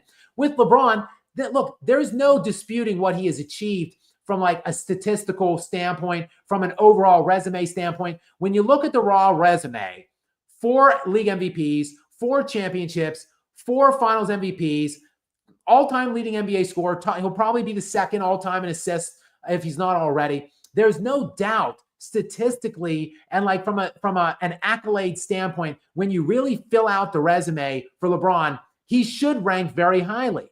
But to me, the reason why I have always had him around 8 or 9, 7, 8, 9, and now for me, he's fallen outside of the top 10 just barely. He's maybe 10th or 11th, somewhere like that, 11th or 12th, because the most important factor of it all, what does your on-court dominance and all of the on-court statistical achievements and all of that, how does it translate to winning?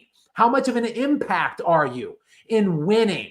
And for LeBron, sure, he does have 4 championships, but how? What tactics did he have to deploy in order to achieve that? I mentioned it earlier, 3 of his 4 rings were achieved by jumping to different teams and building super teams, by getting 2 other perennial all-stars and Hall of Famers on his squad and a top 5 positional all-time player in Dwayne Wade.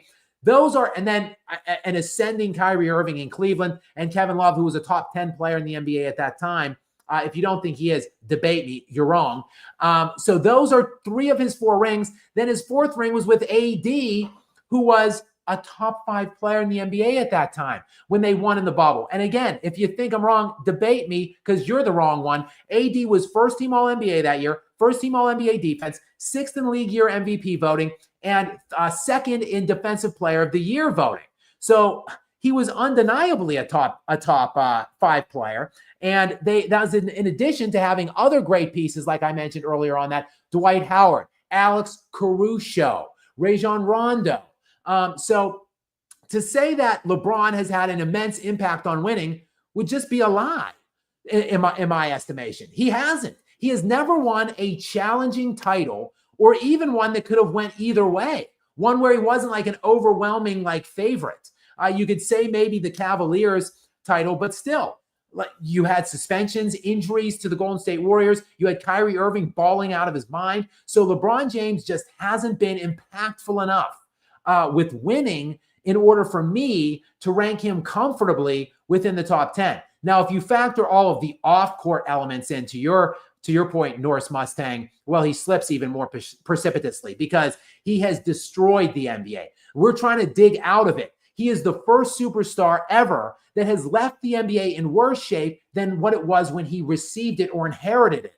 So if you factor in all of those elements as well, he gets even lower and it looks even worse. So great question, Norris Mustang. And thank you again for coming in and supporting me. We've got B-Twixt in yet again. B-Twixt back in. Thank you, B-Twixt, so much for being here for me again. He said, I'd body gaslight. He says he would body gaslight Gary in Madden. Let that be known. So moderator Gary, formerly known as, and now presently known as Gaslight Gary or Gary the Gaslighter, B-Twixt will body you in Madden. So in this day and age of technology and the internet and stuff, we could probably do that remotely. So we can set that up. We can maybe do like a live stream between B-Twixt and Gaslighter Gary playing Madden. I could be doing the play-by-play. I could broadcast the game on the Skap Live. So maybe we could set that up if Gary is watching. I'll talk to him offline about it.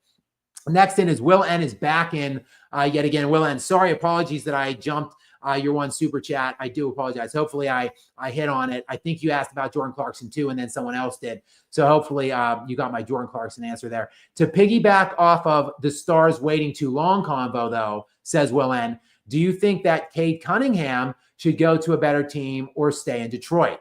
Cade Cunningham is a stud. That kid is an absolute stud. I want to see how old he is though. I want to say he's like early 20s still. He is 23 years old. So yeah, still in his early 20s is Cade Cunningham. And man, I just lost my window here, guys. I am struggling. I just want to see his year this last year. How's 26 points per game, 9 assists and 6 rebounds a night grab you? 26, 9, and 6 for Cade Cunningham on 47% shooting from the field. He was an all-star this year, and he was all-NBA third team. The sky is the limit for this kid. He's an absolute superstar. He's, again, only 23 years old. I think, though, to answer your question, Willen, again, it's a thin line. It is a tightrope walk. As I mentioned before, there is a fine line between being a D-bag like LeBron and abandoning your franchise and running to stacked super teams. And look, even for LeBron, he stayed 7 years in Cleveland. I don't think they did enough to really format that lineup with a championship caliber roster. I don't begrudge LeBron leaving actually in Cleveland. He stayed 7 years. He took them to one finals and won 2 league MVPs.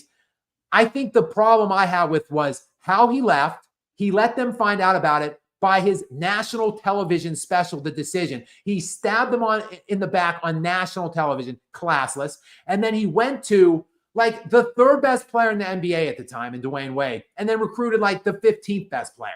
It's just gutless behavior by LeBron James at that stage at 26 years of age of his career. But I don't even begrudge him for leaving after 7 years. For Cade Cunningham, though, he's still on the other side of that rope to me. I think Detroit has showed something. I think they're going to be up and coming this year. I think they're going to be competitive in the Eastern Conference. I think they will be firmly in the playoff picture. They will not be a play-in team. I think they're like a 5-ish seed. Let's see what they can do. He's only 23 years old. Let's see what pieces they put around him, how they build that out.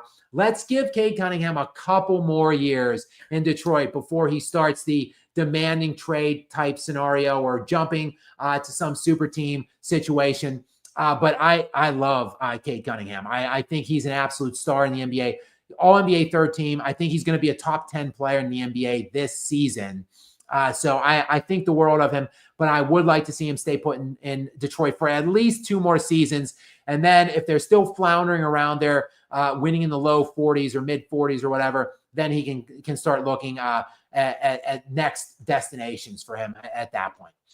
We've got D's Laughs in next. D's Laughs, welcome in. Thanks for finding us here. I know you are a regular in the lounge. D's Laughs says, can Topic be a top 6 or 8 Thunder rotation player? So what D's Laughs is talking about, Nikola Topic was I think he was like the 11th-ish pick last year in the draft. He was supposed to be higher. I really like this kid. I thought he was a top 3 prospect last year in the draft last year in what was admittedly not a great draft, not a very top heavy draft, and not a deep draft either. So it was just a bad draft.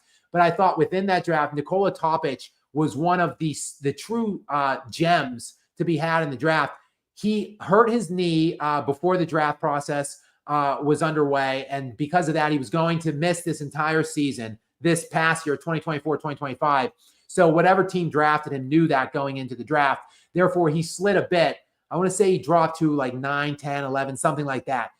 And then, of course, the Oklahoma City Thunder got him. So the Thunder just won an NBA championship and didn't even play Nikola Topic a single second of the season. Now this young, like 6'10", skilled stud sharpshooter is going to be available for the rotation of the Thunder this upcoming season.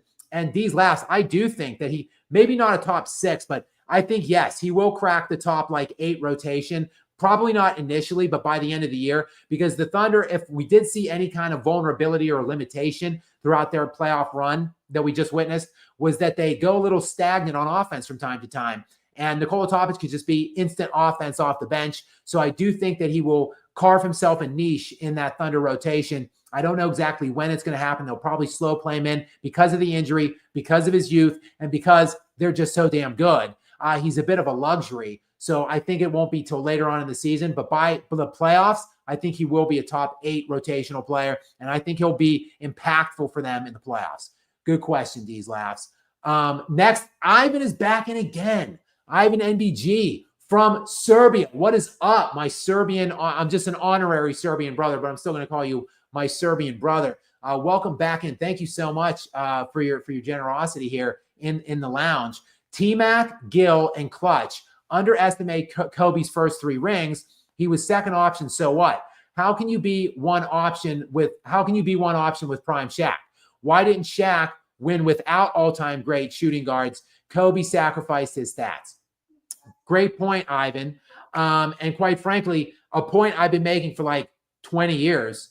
Kobe Bryant is one of the most marginal, to me now, underrated and disrespected players in NBA history. I know it's crazy to say that a top 5 player, I think he's top 2, but an undisputed should be top 10 player is underrated, but he is, because people just don't give him his credit. Because why? Those first 3 rings don't count.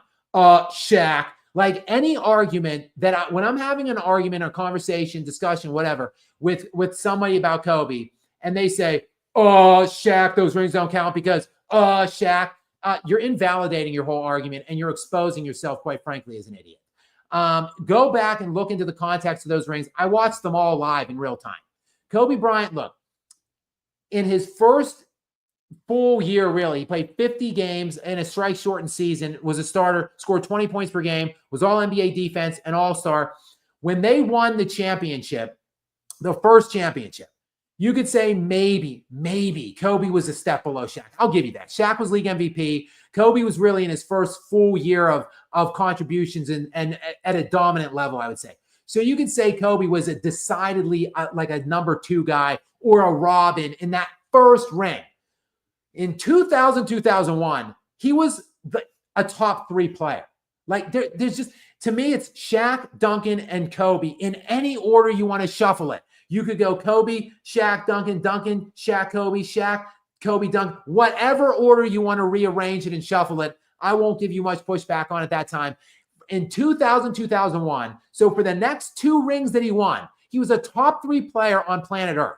He was all-NBA defense, all-star, leading the NBA in the playoffs in clutch time scoring, was their closer, led them in assists, was their main facilitator. In what world is that a second option? Like, he scored like 1 point less per game than Shaq, while leading the team in assists, leading the team in clutch scoring, and being the main closer on that team. I mean, this guy in an NBA where average nightly scoring was like 96 points per game, was averaging 29, 7, and 6 on a playoff run that resulted in a championship against the second most difficult run ever based on opponents' win percentage and SRS rating. That is a second. Get the hell out of here with this second option garbage. Like the Robin conversation. It's just so overplayed. So, Ivan, I agree with you. One of the reasons why Kobe is so criminally and marginally disrespected, marginally, I should say substantially disrespected, is because these 3 rings, for whatever reason, just don't count. Like, there have been 3 three-peats in modern NBA history. Yes, the Celtics in the 60s, but modern NBA history dating back to 1976 when the ABA-NBA merger point occurred. There have been three and only 3 three-peats. Jordan did it twice. Kobe and Shaq did it once. Like, Kobe had one of the greatest playoff runs ever, then exchanged Shaq for Pau Gasol, who made 1 All-Star before he teamed up with Kobe, and Kobe went to 3 more and won back-to-back with him. Like, Kobe's a top 3 all-time player. Like, I don't understand why or how the consensus came about that this guy isn't Mount Rushmore, isn't top 5, is barely top 10, just out of top 10. He's easily top 3 to me, easily. Like, I just don't understand the conversations around him. Again, you should go check out Jason Whitlock's show, Fearless, today. I was on around the, 45 or 50-minute mark debating him and this Paul guy in studio. And I think, humbly, I think I took it to both of them, but I'll let you guys be the judge if you want to go check it out. Next in, we've got Praise the Dawn. What is up, Praise the Dawn? Many thanks for you coming in here, finding me in this special day and time of the lounge. And I'm just going to read this as it appears from Praise the Dawn. Skap is a gangsta. That's in all caps. The word gangsta is in all caps for those of you who might just be listening. Salute to you for keeping Kobe's name alive. Glad you exposed the lazy-eyed T-Mac and loudmouth Gilbert. Praise the Dawn. This is something that I will never need thank for. I'm a big movie guy, a big movie buff. Those of you who know me well know that I pretty much try to compare or contrast everything to a movie in some way, shape, or form. I love the Christopher Nolan Batman trilogy. And at the very end of Batman Begins, when, Bruce, dressed as the Bat, so he's in the Batman attire, is about to jump off the rooftop after seeing the new Bat light and talking to Commissioner Gordon. Commissioner Gordon gives him the Joker card, gives him the, bit of a flair of the dramatics like yourself, hands him this card, and the Bat looks at it and says, I'll look into it. And Gordon says to him, I never said thank you. And the Bat just stops, turns back and says, and you'll never have to. See, that is the way I think about when people thank me for defending Kobe or going out and busting these fools like Tracy McGrady and Gilbert Arenas, and then mixing it up even with my pal Jason Whitlock today. When people say thank you to me for doing that, I never will need thank for that. It is an honor, my privilege, and it is a duty, an obligation. I feel duty bound to do it.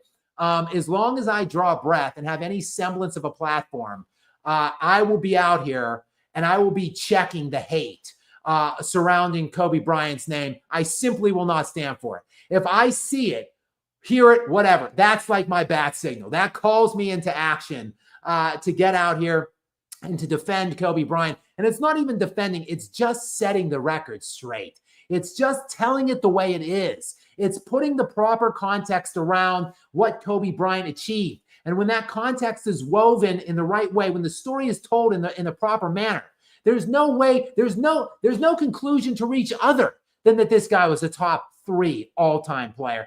He's an undeniable Mount Rushmore guy. So praise the Don. Thank you for coming on and supporting me, but I never need thanks for going to bat for Kobe Bryant. Ivan MBG again. Ivan is just sponsoring, like he just wants to sponsor the whole damn show here for me today. He's dropped me like, I don't know, like 5 or 6 of these super chat things. Ivan MBG 62 from Serbia. Thank you, my brother. I do appreciate it. Lakers in 09 and 10, says Ivan. Wade Heat 06 and Curry Golden State in 15 and 22 are the only champions with their best players being a shooting guard. Shaq never won without all-time great shooting guards, just like Durant will not win without Curry. That's a fair case to be made, actually. And Shaq, look, I don't want to slander Shaq either, because Shaq has become a big supporter of Kobe Bryant. Shaq in recent years has gone on record as saying Kobe was the best Laker. Kobe is the closest thing to Jordan. It's Jordan and Kobe and then everybody else. That's what Shaquille O'Neal is on record as saying. So I don't want to slander Shaquille O'Neal. But if you look at Shaquille, and he played in a very long story career. I think he played in 19 or 20 NBA seasons with a litany of all-time great players. He never didn't have great players. He played with Penny Hardaway at the beginning of his career in Orlando, and Penny was all-NBA first-team caliber from the guard spot. He then segued to Eddie Jones and Nick Van Exel before Kobe became Kobe. And Eddie Jones was an all-star caliber guard. And, of course, Shaq didn't win anything there. Then he segued to Kobe, who was all-NBA, like all-NBA defense, all-NBA first team, and then as well as just one of the, to me, again, like top 3 best players ever. So Shaq then wins his 3 or 4 rings with that, then goes to win his 4th ring with Dwayne Wade, who is a top 5 positional shooting guard of all time, and wins his 4th ring with that. Then, though, he goes from that to he plays with MVP LeBron in Cleveland. He plays with MVP Steve Nash in Phoenix. He played with the big 3 Boston Celtics. So, like, Shaquille O'Neal always had great teams, always had great players. Yet somehow Shaq went to fewer championships than Kobe did and won fewer than Kobe won when Kobe didn't have Shaq.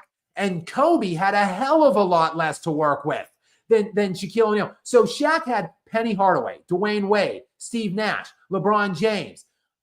Those were his players minus Kobe. Kobe had Pau Gasol. That's the one big name everybody brings up, Pau Gasol. I'm bringing up top 75 all-time players, like a handful, like 5 top 50 all-time players, even higher for some of these players, like top 20, 25 all-time players. Kobe had Pau Gasol, not even a top 75 all designated player, and he still somehow won more than Shaq, and yet still, people suggest that Shaq was the main guy. Shaq was the real reason of those rings. I think we have to go back and relitigate this to some degree, Ivan. Great point. And again, many thanks to you for your ongoing support of me today. Will N is back. Will N is back in again, saying plot twist. Gary is the new moderator for Mind the Game. That would in fact be a big plot twist if moderator Gary, aka Gary the Gaslighter, is now, if next Mind the Game pod, we see Steve Nash on one side, LeBron on the other side, and Gare in the middle with his cucumbers or something. Maybe that would be something, Will N. That would be quite the plot twist indeed. I don't think that's the case. Gary's not the biggest LeBron fan either. So that is definitely, that's kind of how we connected, is Gary is not the biggest LeBron fan. Look at who we have in next. Sully's Tech Hub, who is an ongoing supporter and friend to the show here. and a very generous benefactor as well. Sully, welcome into you. Thanks for finding us here in this special day and time. Live from Lake Lanier, Georgia, Sully has for us, do the Denver Nuggets finally have a front office? Brown, Valanciunas, Cam, Bucks are accumulating bad karma. BTW about to hit 1/1000th of your subscriber goal. Sully, thank you so much for the kind words on that subscriber goal. For those of you who do not know, I'm sure you all do. I'm grinding here. I'm out here trying to get. I want that damn silver button plaque thing. You know, that little silver plaque play button, whatever thing, that little plaque picture. I don't even know what the hell it is that YouTube gives you when you hit 100,000 subscribers. I want that. I want that thing on my wall. I'm not at home in the studio now, as you can see. I have picturesque Lake Lanier over my shoulder, or maybe just you can see the trees right now. But the lake is just in the backdrop here. When I get home, though, and I get back into the old studio, I'm working on a sign, a Skap Attack sign, a fluorescent one to match my new logo. And then I want that 100,000 subscriber little play button plaque from YouTube. So I'm trying to get there. I'm at like 78,000 now. So help guys spread the word. If you are just joining us here and you're not subscribed, damn it, what are you waiting for? Hit that subscribe button. Tell your friends. Get the word out about Skap Attack, and please get me to 100,000 subscribers. Get us. We're in this together. We're all on this mission, this journey together. Get us to 100,000 subscribers. Hopefully, ideally, by the end of the year 2025. And then, Sully, to answer the first part of that question, I think yes. The answer is the Denver Nuggets are doing something here finally. They're showing me something. I think these two new guys, who I keep forgetting, Ben Tenzer is the one guy, and I think John Wallace is the other guy. They're making moves.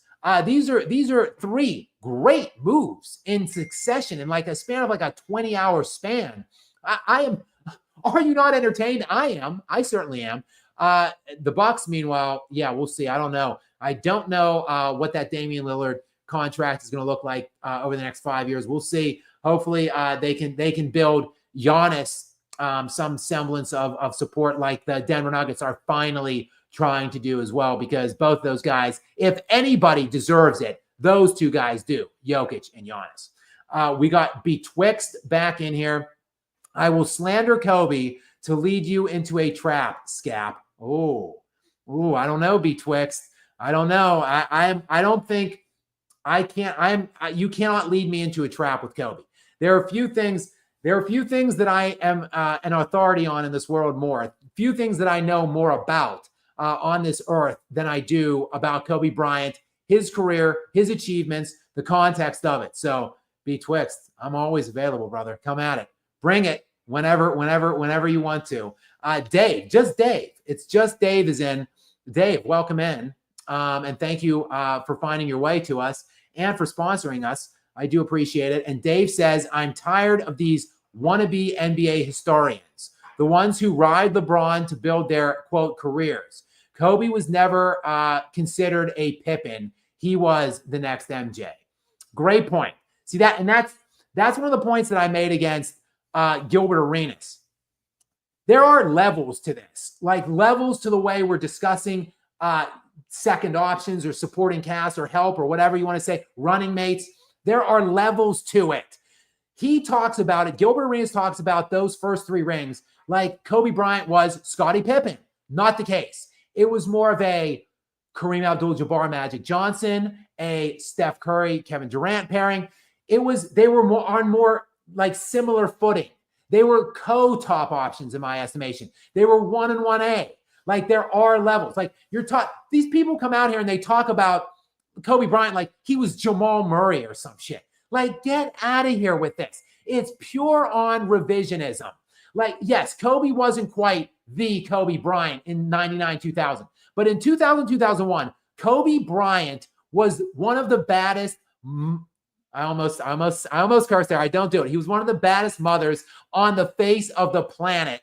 At the age of like 21 in the 2000, 2001 playoffs, this dude was dropping like 40 multiple times on the road in postseason games. You had Shaquille O'Neal running around calling Kobe Bryant his idol, saying Kobe Bryant was the best player in the NBA, it wasn't hyperbole by Shaq. It wasn't to stoke Kobe's ego.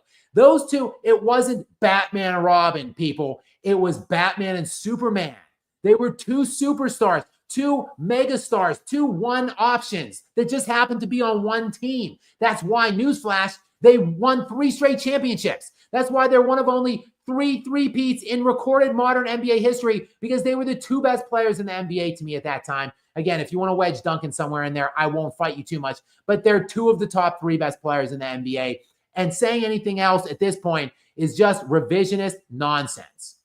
Next in, Tinnix 209. What is up, Tinnix 209? Thank you for joining us here in the lounge. Says Tinnix, dude on the show said that, yes, okay. So Tinnix is responding to my debate with Jason Whitlock today and his whatever guy, Paul something. I'm forgetting his last name.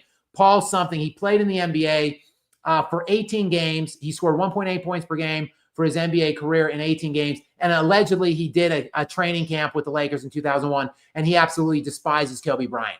So that guy, that Paul guy, is who Tinnix 209 is responding to in our debate. He said, dude on the show said that AI is, quote, the most skilled ever. I think Jokic. What you think? Jokic is certainly in the mix. I'd say if I'm talking most skilled players ever, I'm thinking like big ass bags, like dudes that have a humongous repertoire of ability, not just handle, but shot taking and making abilities. I think Kobe Bryant, speaking of Kobe, is in the mix for being, having, one of the most diverse bags, being one of the most skilled players of all time. Kobe Bryant, to me, was the most difficult shot taker and maker in league history. He's one of the most prolific scorers of all time, despite playing in the true dead ball era of the NBA. Look, the guy averaged 35 points per game in a 95 point per game NBA season. He averaged 40 for a month multiple times. He scored 50 in 4 consecutive games in an NBA where, like, I think there was 13 50-point games all year. So Kobe, to me, is in the mix as one of the most skilled players ever. And then other than that, yes, I think maybe Oscar Robertson you throw in there.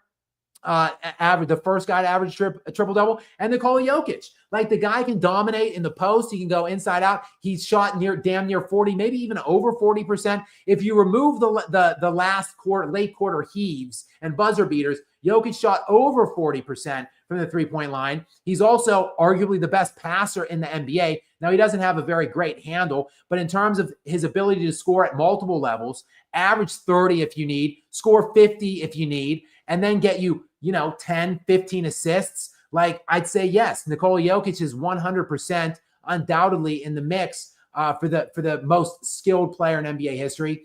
I think shout out to mod / Gaslighter Gary. I think Kevin Durant, I think, is a very skilled player, and just in terms of his diverse and skill and varied skill set in terms of scoring. He's such a smooth and efficient and seamless scorer that I think that probably Kevin Durant would be in my mix for the most skilled player ever. So yeah, I'd say those guys are the guys that readily come to my mind. I do not think AI when I think most skilled. I think Kyrie Irving is more skilled than Allen Iverson, in my own opinion. And I think probably, Kyrie Irving has maybe the best handle I've ever seen, and he is also a multiple level scorer as well, and he can facilitate too. I think Kyrie Irving might be a name that I throw in the mix too as one of the most skilled players ever. No surprise that he is a Kobe Bryant disciple. Next in, we have, again, back in the Incorruptible. What is up, Incorruptible? On his most recent one, he says, we know you did videos on it, but why do you think slandering winners as a loser yourself? Oh, I see. Slandering winners as a loser. Okay, I see. Okay. So we know you did videos on it, but why do you think that slandering winners while you yourself are a loser is the new hobby? I.e. T-Mac, LaFraud, Wade, other analysts, etc. It is a great question. I think it all stems. It's kind of a cop out of an answer. I have done videos on it. I would say LeBron James, the Clutch Sports entity, and everything that represents. I think that has been a major push in it. I think this whole era of basketball fans have helped in it and are implicit in it, mainly because, look, LeBron did not achieve what he should have. He himself, by his own standards, would admit that. He said he would win 8 rings just with Miami. He hasn't won 8 rings in his entire career, which is now going on 23 years. And there's really no excuse for why he doesn't have eight rings, at least 7 or 8. So there is no doubt that he came up short. And in an honest moment, he himself would even admit it. But rather than officially admitting it, rather than his sycophantic, boot-licking, jock-sniffing fan base, rather than them admit it, they have to go through all these fantastical tactics, like diminishing winning and diminishing actual winners, like Kobe Bryant. And now these media people are just jumping on board for whatever reason, whatever they're getting out of it: money, fame, exposure, whatever part of the equation or whatever they're getting out of it, they're getting something out of it, because there's too many turncoats. There's too many people stabbing Kobe in the back here now that had his back earlier. Gilbert used to be a big Kobe guy. Tracy McGrady used to be. Stephen A. Smith used to be. These guys have all turned on Kobe Bryant in recent years since Kobe's untimely passing, and I just don't know why. There's some ulterior motives at play here, and it all, to me, is percolating around LeBron James. And again, this is a nuanced conversation. We're not saying that 4 rings is a failure or that 4 rings makes you a loser.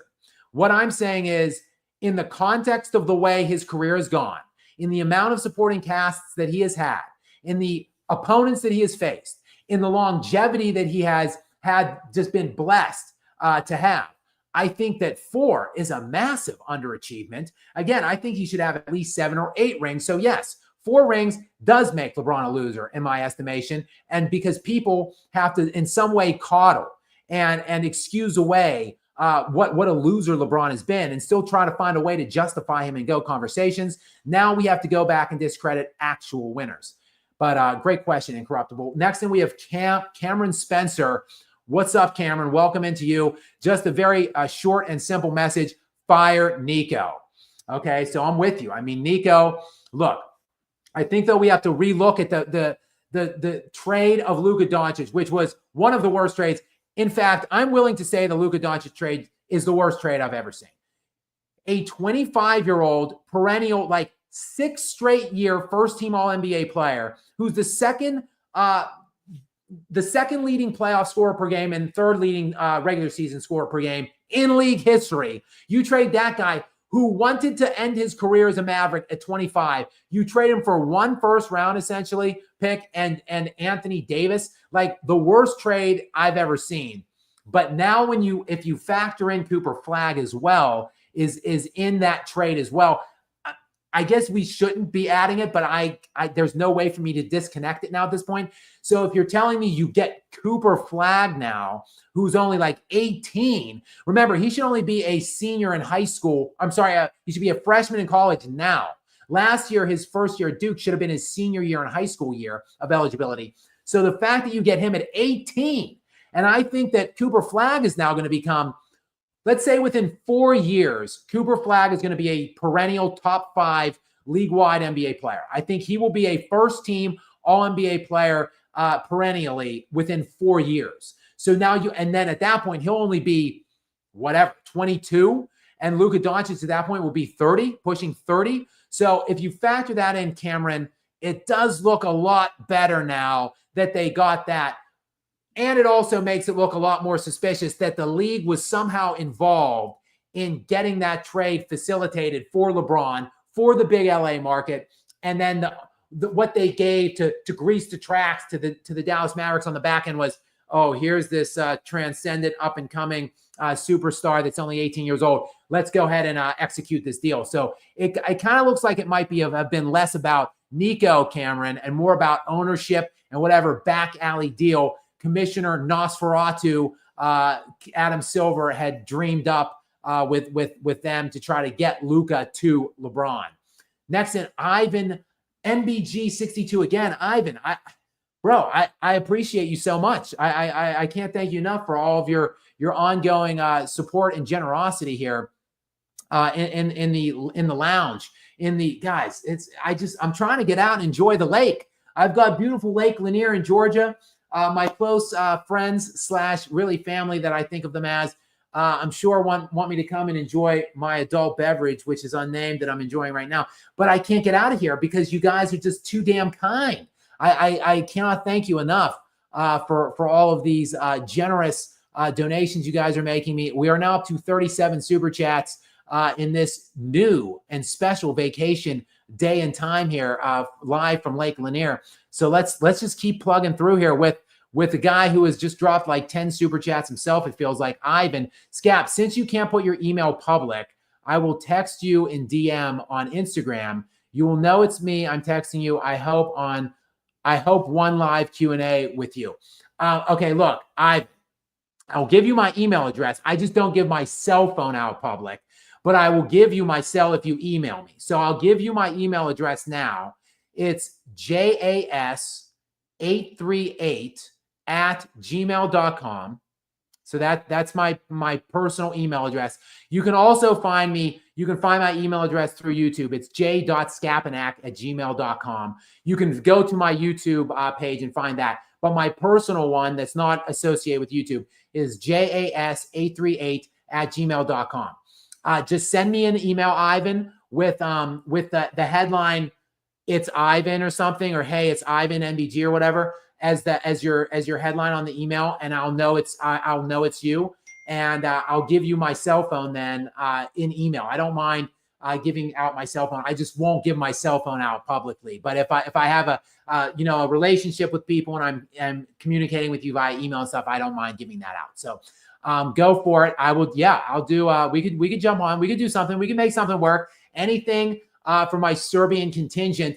I would love to get to Serbia. I know I tease it all the time, but I would absolutely love to come check it out. Grab a drink with all of you guys, all my Serbian followers, and we can chat. Maybe if we can get enough people, get it big enough, we can get Jokic to appear, because I know he lives in Serbia in the offseason. Maybe if we can get this thing, publicize it enough, get word out to his people, maybe the great Nikola Jokic will come sit in and have a beverage with us, because we know he likes his beer. So we can drink beer, chat ponies with him, and talk hoop maybe for just over one drink. That would be pretty cool if we could find a way to make that happen. The Incorruptible back in yet again. What is up, Incorruptible? I think they can't manipulate true winners, so these frauds show up. True. It's just a smarmy, distasteful, slimy kind of operation that we have going on here on the interwebs. And look, I have to some degree, I'm thankful for the internet and social media platforms and stuff, because it's given me an outlet. It's given me a rise to some degree. So, I am part of it, I guess, unfortunately, begrudgingly, because I also hate it, because it gives these just scrub losers a platform to crawl on and just light up these true great players and champions. So I'm with you, Incorruptible.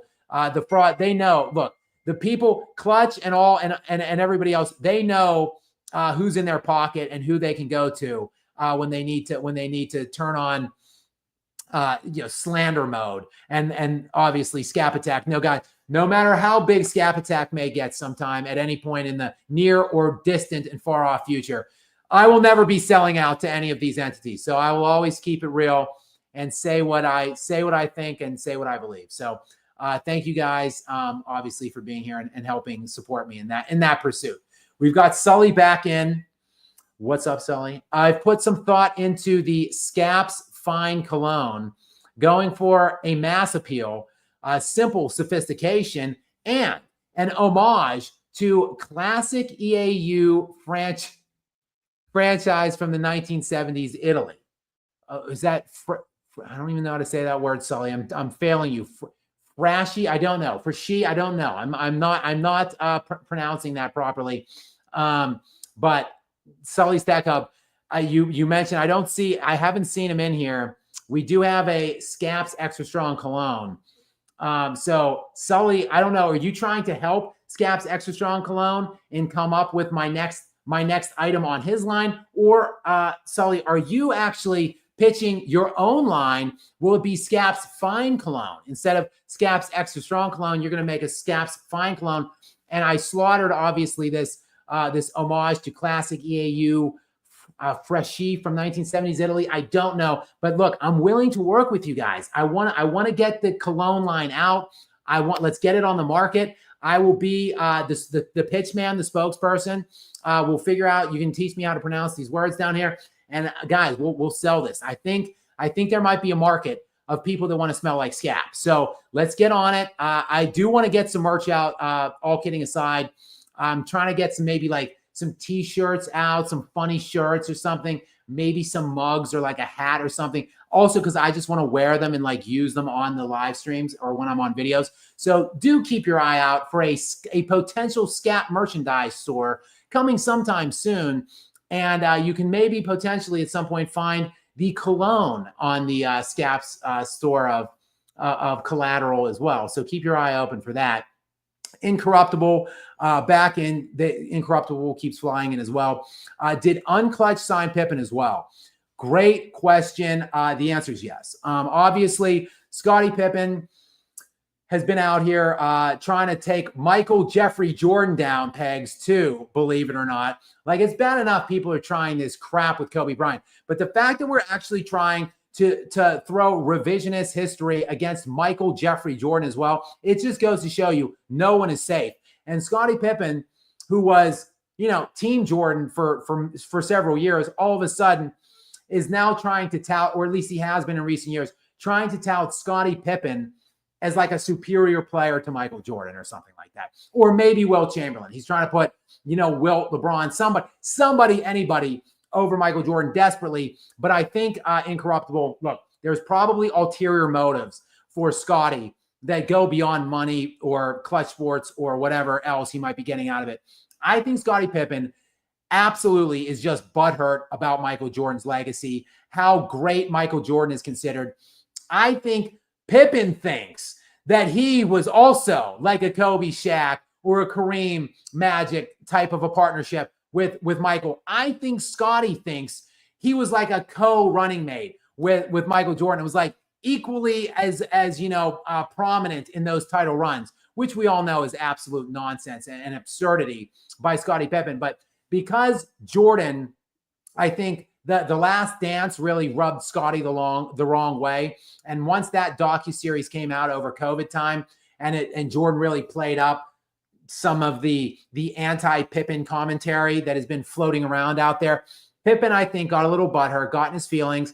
Let's go ahead and also factor in that Michael Jordan's son was tapping Pippen's ex-wife, Larsa, or however the hell you say her name. So Jordan's kid, I think for like 2 or 3 years, was in a relationship with Scottie's ex. So I'm sure that also was rubbing Scottie the wrong way as well, so to speak. Now, I do believe Larsa and Jordan Jr. have since broken up, but yeah, I'm sure when Pippen was really in the midst of his Jordan slander, that was right when his kid was tapping Larsa. So I'm sure. Look, there's a multitude of things that go into it, but and then as well, also maybe he's also on the clutch payroll now, Incorruptible. So good. It's a possibility. I would not necessarily dispute it. Next thing, we've got RGN Cal 4. What is up, RGN Cal 4? Welcome into you, a regular that has found us in our special day and time here in the lounge. Rob Pelinka needs to lose his job. This is awful. Uh-oh. Is there breaking Laker news? Let me just go to ESPN.com. That was almost as if like something is happening right now. So let me just check this out here. ESPN.com. Please stand by. We have some breaking tennis news. No, I'm not really seeing anything. Still, the Damian Lillard is like the top news out there. Okay, so I'm not sure exactly what RGN Cal 4. I mean, why he has taken such exception with Rob Pelinka. Let me just do a cursory search here. Will they lose Dorian Finney-Smith? Let's see what else we have here. Lakers star leaves for $53 million. Oh, wait. Wait. Okay, here I see. The headline on this is Lakers star leaves for $53 million after GM Rob Pelinka accused of, quote, sabotaging his NBA free agency. And the article is about Dorian Finney-Smith. So, okay, who knows? I'll have to dig into this Rob Pelinka thing. Let's see here. The NBA world reacts to Los Angeles Lakers losing key players. So it looks like there could be maybe more than Finney-Smith might be on the move.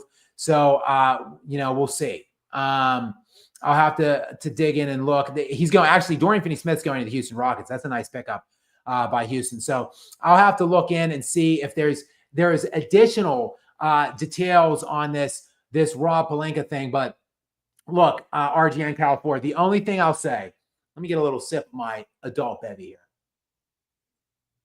Drink responsibly, boys and girls out there, by the way. Let's make sure, of legal drinking age. And if you're on the lake, like I will be here at some point, hopefully, you're drinking responsibly. Anyway, Rob Pelinka, RGN Cal 4, let's not go too far over the top with criticisms of him. How much power and control does Pelinka even have? I mean, LeBron, as we know, GM, as he's been glossed for several years now, is actually running quite a bit of the show there in LA. We've seen a multitude of examples of it over the past.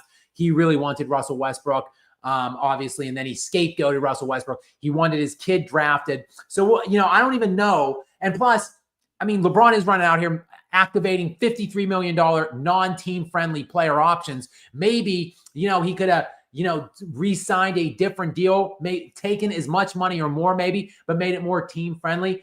Potentially they could have saved Dorian Finney-Smith and had, more money to go out and do whatever it is that he's not doing that you want him to do. Obviously, one of the big things is they do need a center.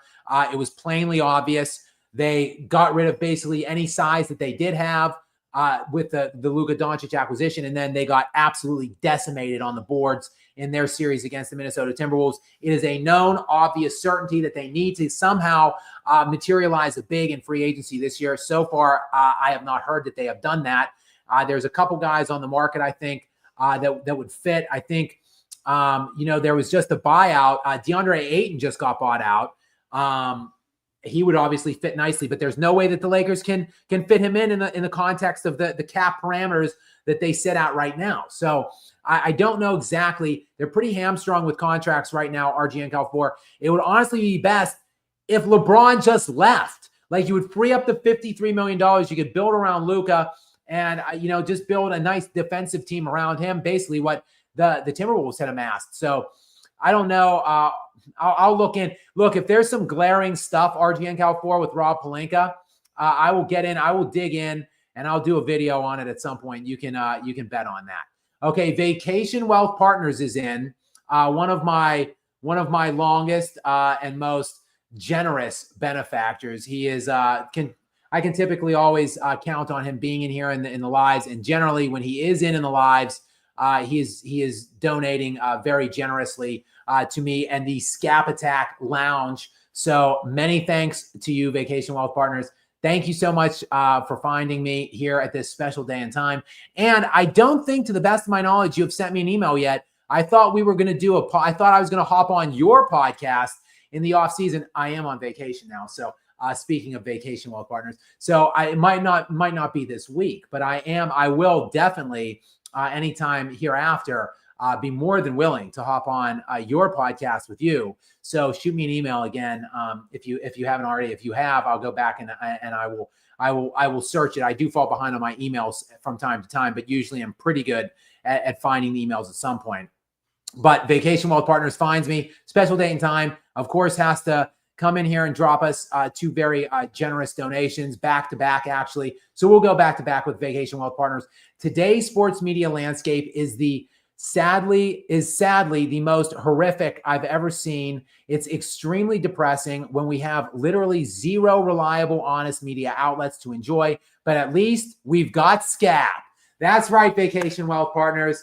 You've got Skap. You will always have me. I'm always out here for you guys. Hopefully, I'm only going to be getting bigger and stronger moving forward now. Get a wider reach, start doing more sports, doing more appearances. I'd like to do a show, do a live show, basically. Hopefully, ideally, the goal is daily in addition to the videos.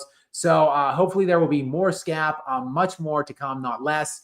And yes, I will always be here for you guys. And to your point, though, Vacation Wealth Partners, it's sad, it's depressing, it's kind of disgusting, too, to some degree. I loved ESPN growing up, loved ESPN. I went to bed, fell asleep listening to ESPN, woke up with ESPN on. Whenever I was out of school, home from school, ESPN was on. Then when I got out of school and I became an adult, real life person in the workforce, I watched ESPN basically all day, every day. Now I barely watch it. I only watch it when people bring it to my attention, like so-and-so said some stupid thing, Skap, you got to respond to it. Then I'll go find it and respond to that video. Otherwise, I can barely stomach watching it. The personalities they have on there are just sheer ass by and large. The programming stinks. The shows stink.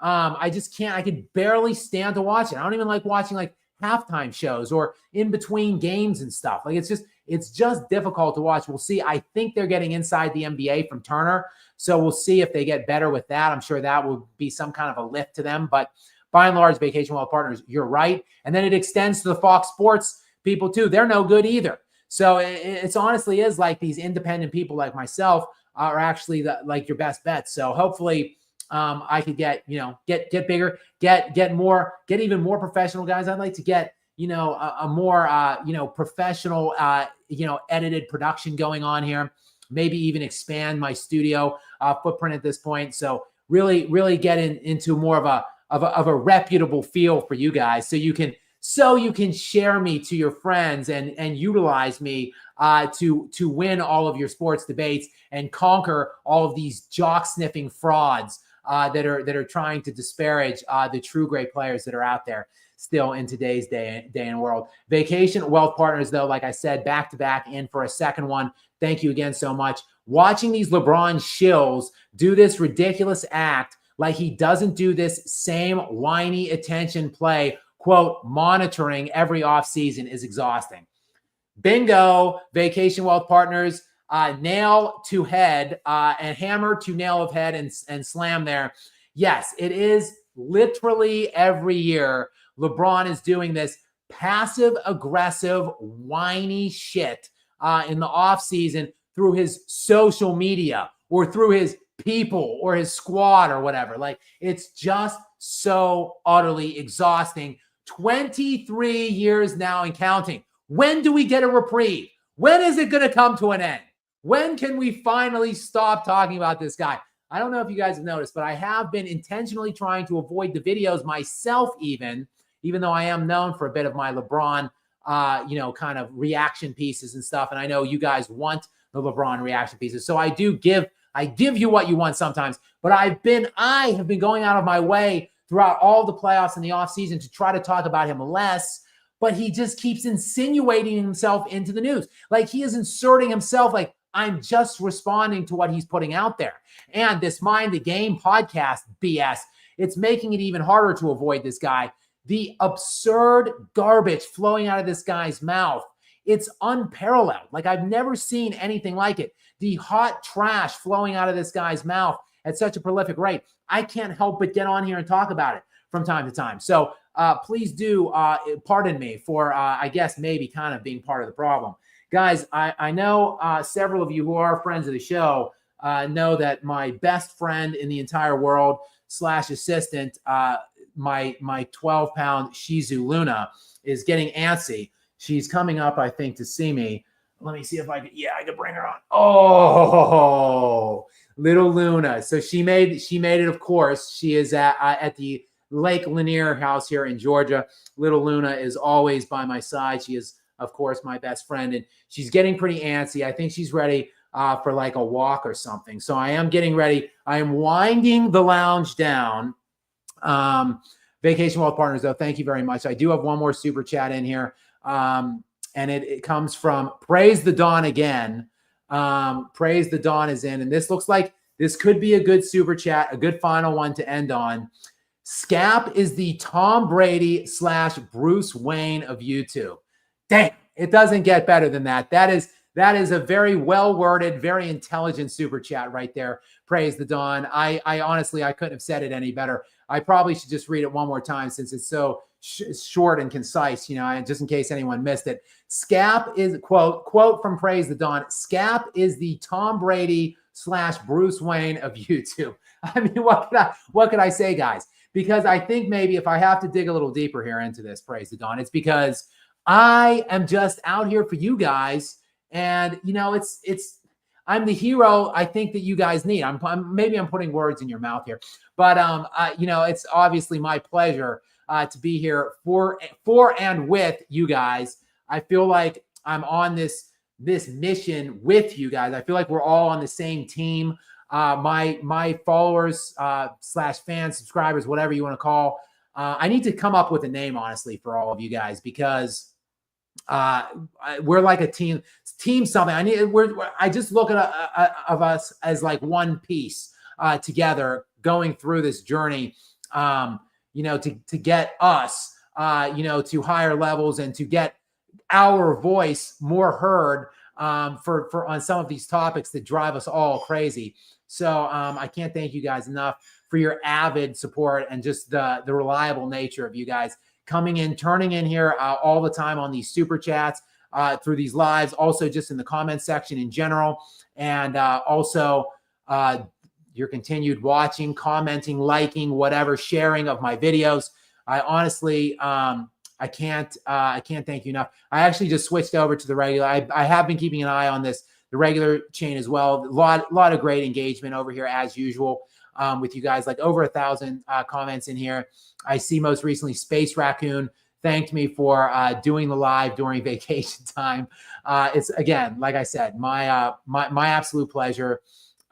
Praise the Dawn, and thank you so much. No, all kidding aside, thank you very much for your very, very kind words of praise. I do appreciate you.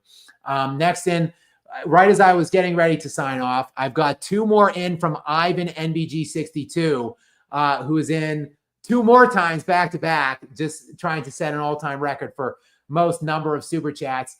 Ivan's most recent one said, "Did you notice that ESPN is constantly bashing guys like Reggie Miller and especially John Stockton? They were never mentioned because of rings. 18, 19 year in Indiana and Utah, already a success." So yes, like it is curious to me how some of these, I'll leave that up. Some of these, all-time great players who did not have rings, like Charles Barkley, like he mentioned John Stockton and Reggie Miller. Now, Charles Barkley did hop around quite a bit, though. Like guys that stayed the whole time that we're talking about. These ambassadors for their franchises, guys that didn't ever jump ship, didn't leave ever, but yet didn't win championships. Those guys are routinely downplayed now in hindsight. And let's go even further back. Looking like Jerry West, who only won 1 championship, and Elgin Baylor, who wasn't even on that championship team when Jerry West finally won one with Will Chamberlain and Gail Goodrich. Like Elgin Baylor is an all-time great player, an all-time great Laker, and he just never gets mentioned because he never won a championship. But now all the same people that have been downplaying these other great players for staying on one team and just never getting it done for a multitude of reasons. Now those same people in hindsight are coming back out of the woodwork years later and defending players that didn't win enough championships, that jumped ship and bailed and stabbed their franchise in their back 4 times throughout the courses of their careers, didn't win enough. And now these people who have bashed these other players for not winning, who stayed, are now defending all of these other players and talking about the toxicity of ring culture. It's just a clown show out there, Ivan, MBG. It's a clown show, and it's just a sheer and utter lack of consistency going on right now. And I, for one, am not for it, which is why one of the many reasons, but a very prominent reason of why I'm here, to push back, why I started a YouTube channel in the first place, and why I want to expand it beyond a YouTube channel where I had, aspirations, visions of it becoming more than just a YouTuber, is because I feel like there is messaging out there in the sports world. Hell, there's messaging in all kinds of media that is wrong, that needs checked. But as it pertains to me and my love of the sports world, I felt like there's messaging out there that needs to be checked and policed, and nobody else is doing it, damn it. So why not me? Thank you, though, Ivan MBG. I appreciate your continued support here. And finally, NPG, one more, Ivan NBG62 from my main man's place, Nikola Jokic. He's chilling. Ivan is chilling with Jokic in Serbia right now. And Ivan says, text you soon. You are welcome to Serbia anytime, my brother. We are great hosts as a nation. You will love it. So this is great. This sounds awesome. Of course, I've got Burka and Marco as well, who are great supporters of mine as well here on these lives and just on my channel in general. They're in Serbia too. So sounds good, Ivan. You've got my email. Shoot me the email. When I see the email, I'll send you my cell phone number. And you can also find me through that cell phone number. I know people, you guys that are overseas, use what is that app? The WhatsApp. I do have WhatsApp, and I use that quite a bit. So we can connect on there with my number as well, and have a dialogue running there as well. So many thanks, Ivan, for all of your support today, and for all of you guys who have come out to support me today. Again, a very big day. Again, as always, as it typically always is on these super chats. You guys are just so generous and kind to me. So thank you. It doesn't really matter, I guess, when I come on or what time of the day or whatever it is. You guys will find me and get on here. I think over 400 people in general at one point on in here. Well over 1,000 comments in this chat. So it's been awesome catching up with you guys on my vacation, taking a little sliver of time out to spend with you and talk hoops. I would say I'm probably just gonna taper down now for my last couple days of vacation time. I might not put a video or do a live through the 4th of July holiday, unless I put this caveat there, unless something crazy happens. I was planning on not doing a video or a live for this week. And I put out a video, as you guys know, recently on Nikola Jokic today. And now I got on this live chat as well, because there's just too much crazy stuff going on in NBA free agent portal right now. So if something else mind-blowing does occur, then I will pop on some point and discuss that as well. And as always, it will likely be on very short notice, but it doesn't really seem to matter, of course, as I said, because you guys, my loyal, faithful following, will somehow find me. It doesn't matter. So guys, until then, I hope you have a tremendous week, and I will catch up with you. I'll see you, as they say, when I see you. Until then, guys, great talking with you, and have a great, if you guys do happen to be in the US of A as I am, have a great 4th of July holiday if I do not see you before then.